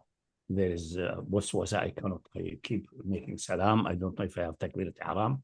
Mr. Allah said, I know this is a shaitan called Khunzu. And then he blew in my face and struck my chest and Allah. Say, I didn't get that waswasa ever after that. Then I saw this mushaf. Say, Messenger, I have so many people writing this. We don't have anyone in Taif. Give me that mushaf. So he took that mushaf. That mushaf was with him until very late. And there's another narration. You said we went to Uthman ibn Abi al-As, correcting our mushaf, masahif on his mushaf. So that's I have all these narration in one place. Inshallah, we will sort them and make it a research. I have a folder called Quranic Foundation. I'm collecting these things now for almost 20 years. These things have to be done meticulously. You can't do Ustad, would we not use the ayah in Surah Al-Qiyamah as well, which says, O Prophet, do not hasten your tongue in its recitation, for verily the jama' and the qira'ah is with us, so follow it. This is a good qarina as well, right? Yeah, the word jam'a mean collecting. Collection. In alayna jam'a, that's the reason that Semantic say, in time of Messenger of Allah, only 4, obviously it's an exaggeration, but only 4, according to his knowledge, only 4 of the Ansar, jama'ul Quran, meaning they quoted all of it and written down. Abu Zayd, and he mentioned Mu'adh ibn Jabal, Ubay ibn Ka'b. Ubay ibn Ka'b. And maybe a 4th one, I don't remember. Zayd maybe Zayd ibn Harith, Zayd ibn Thabit.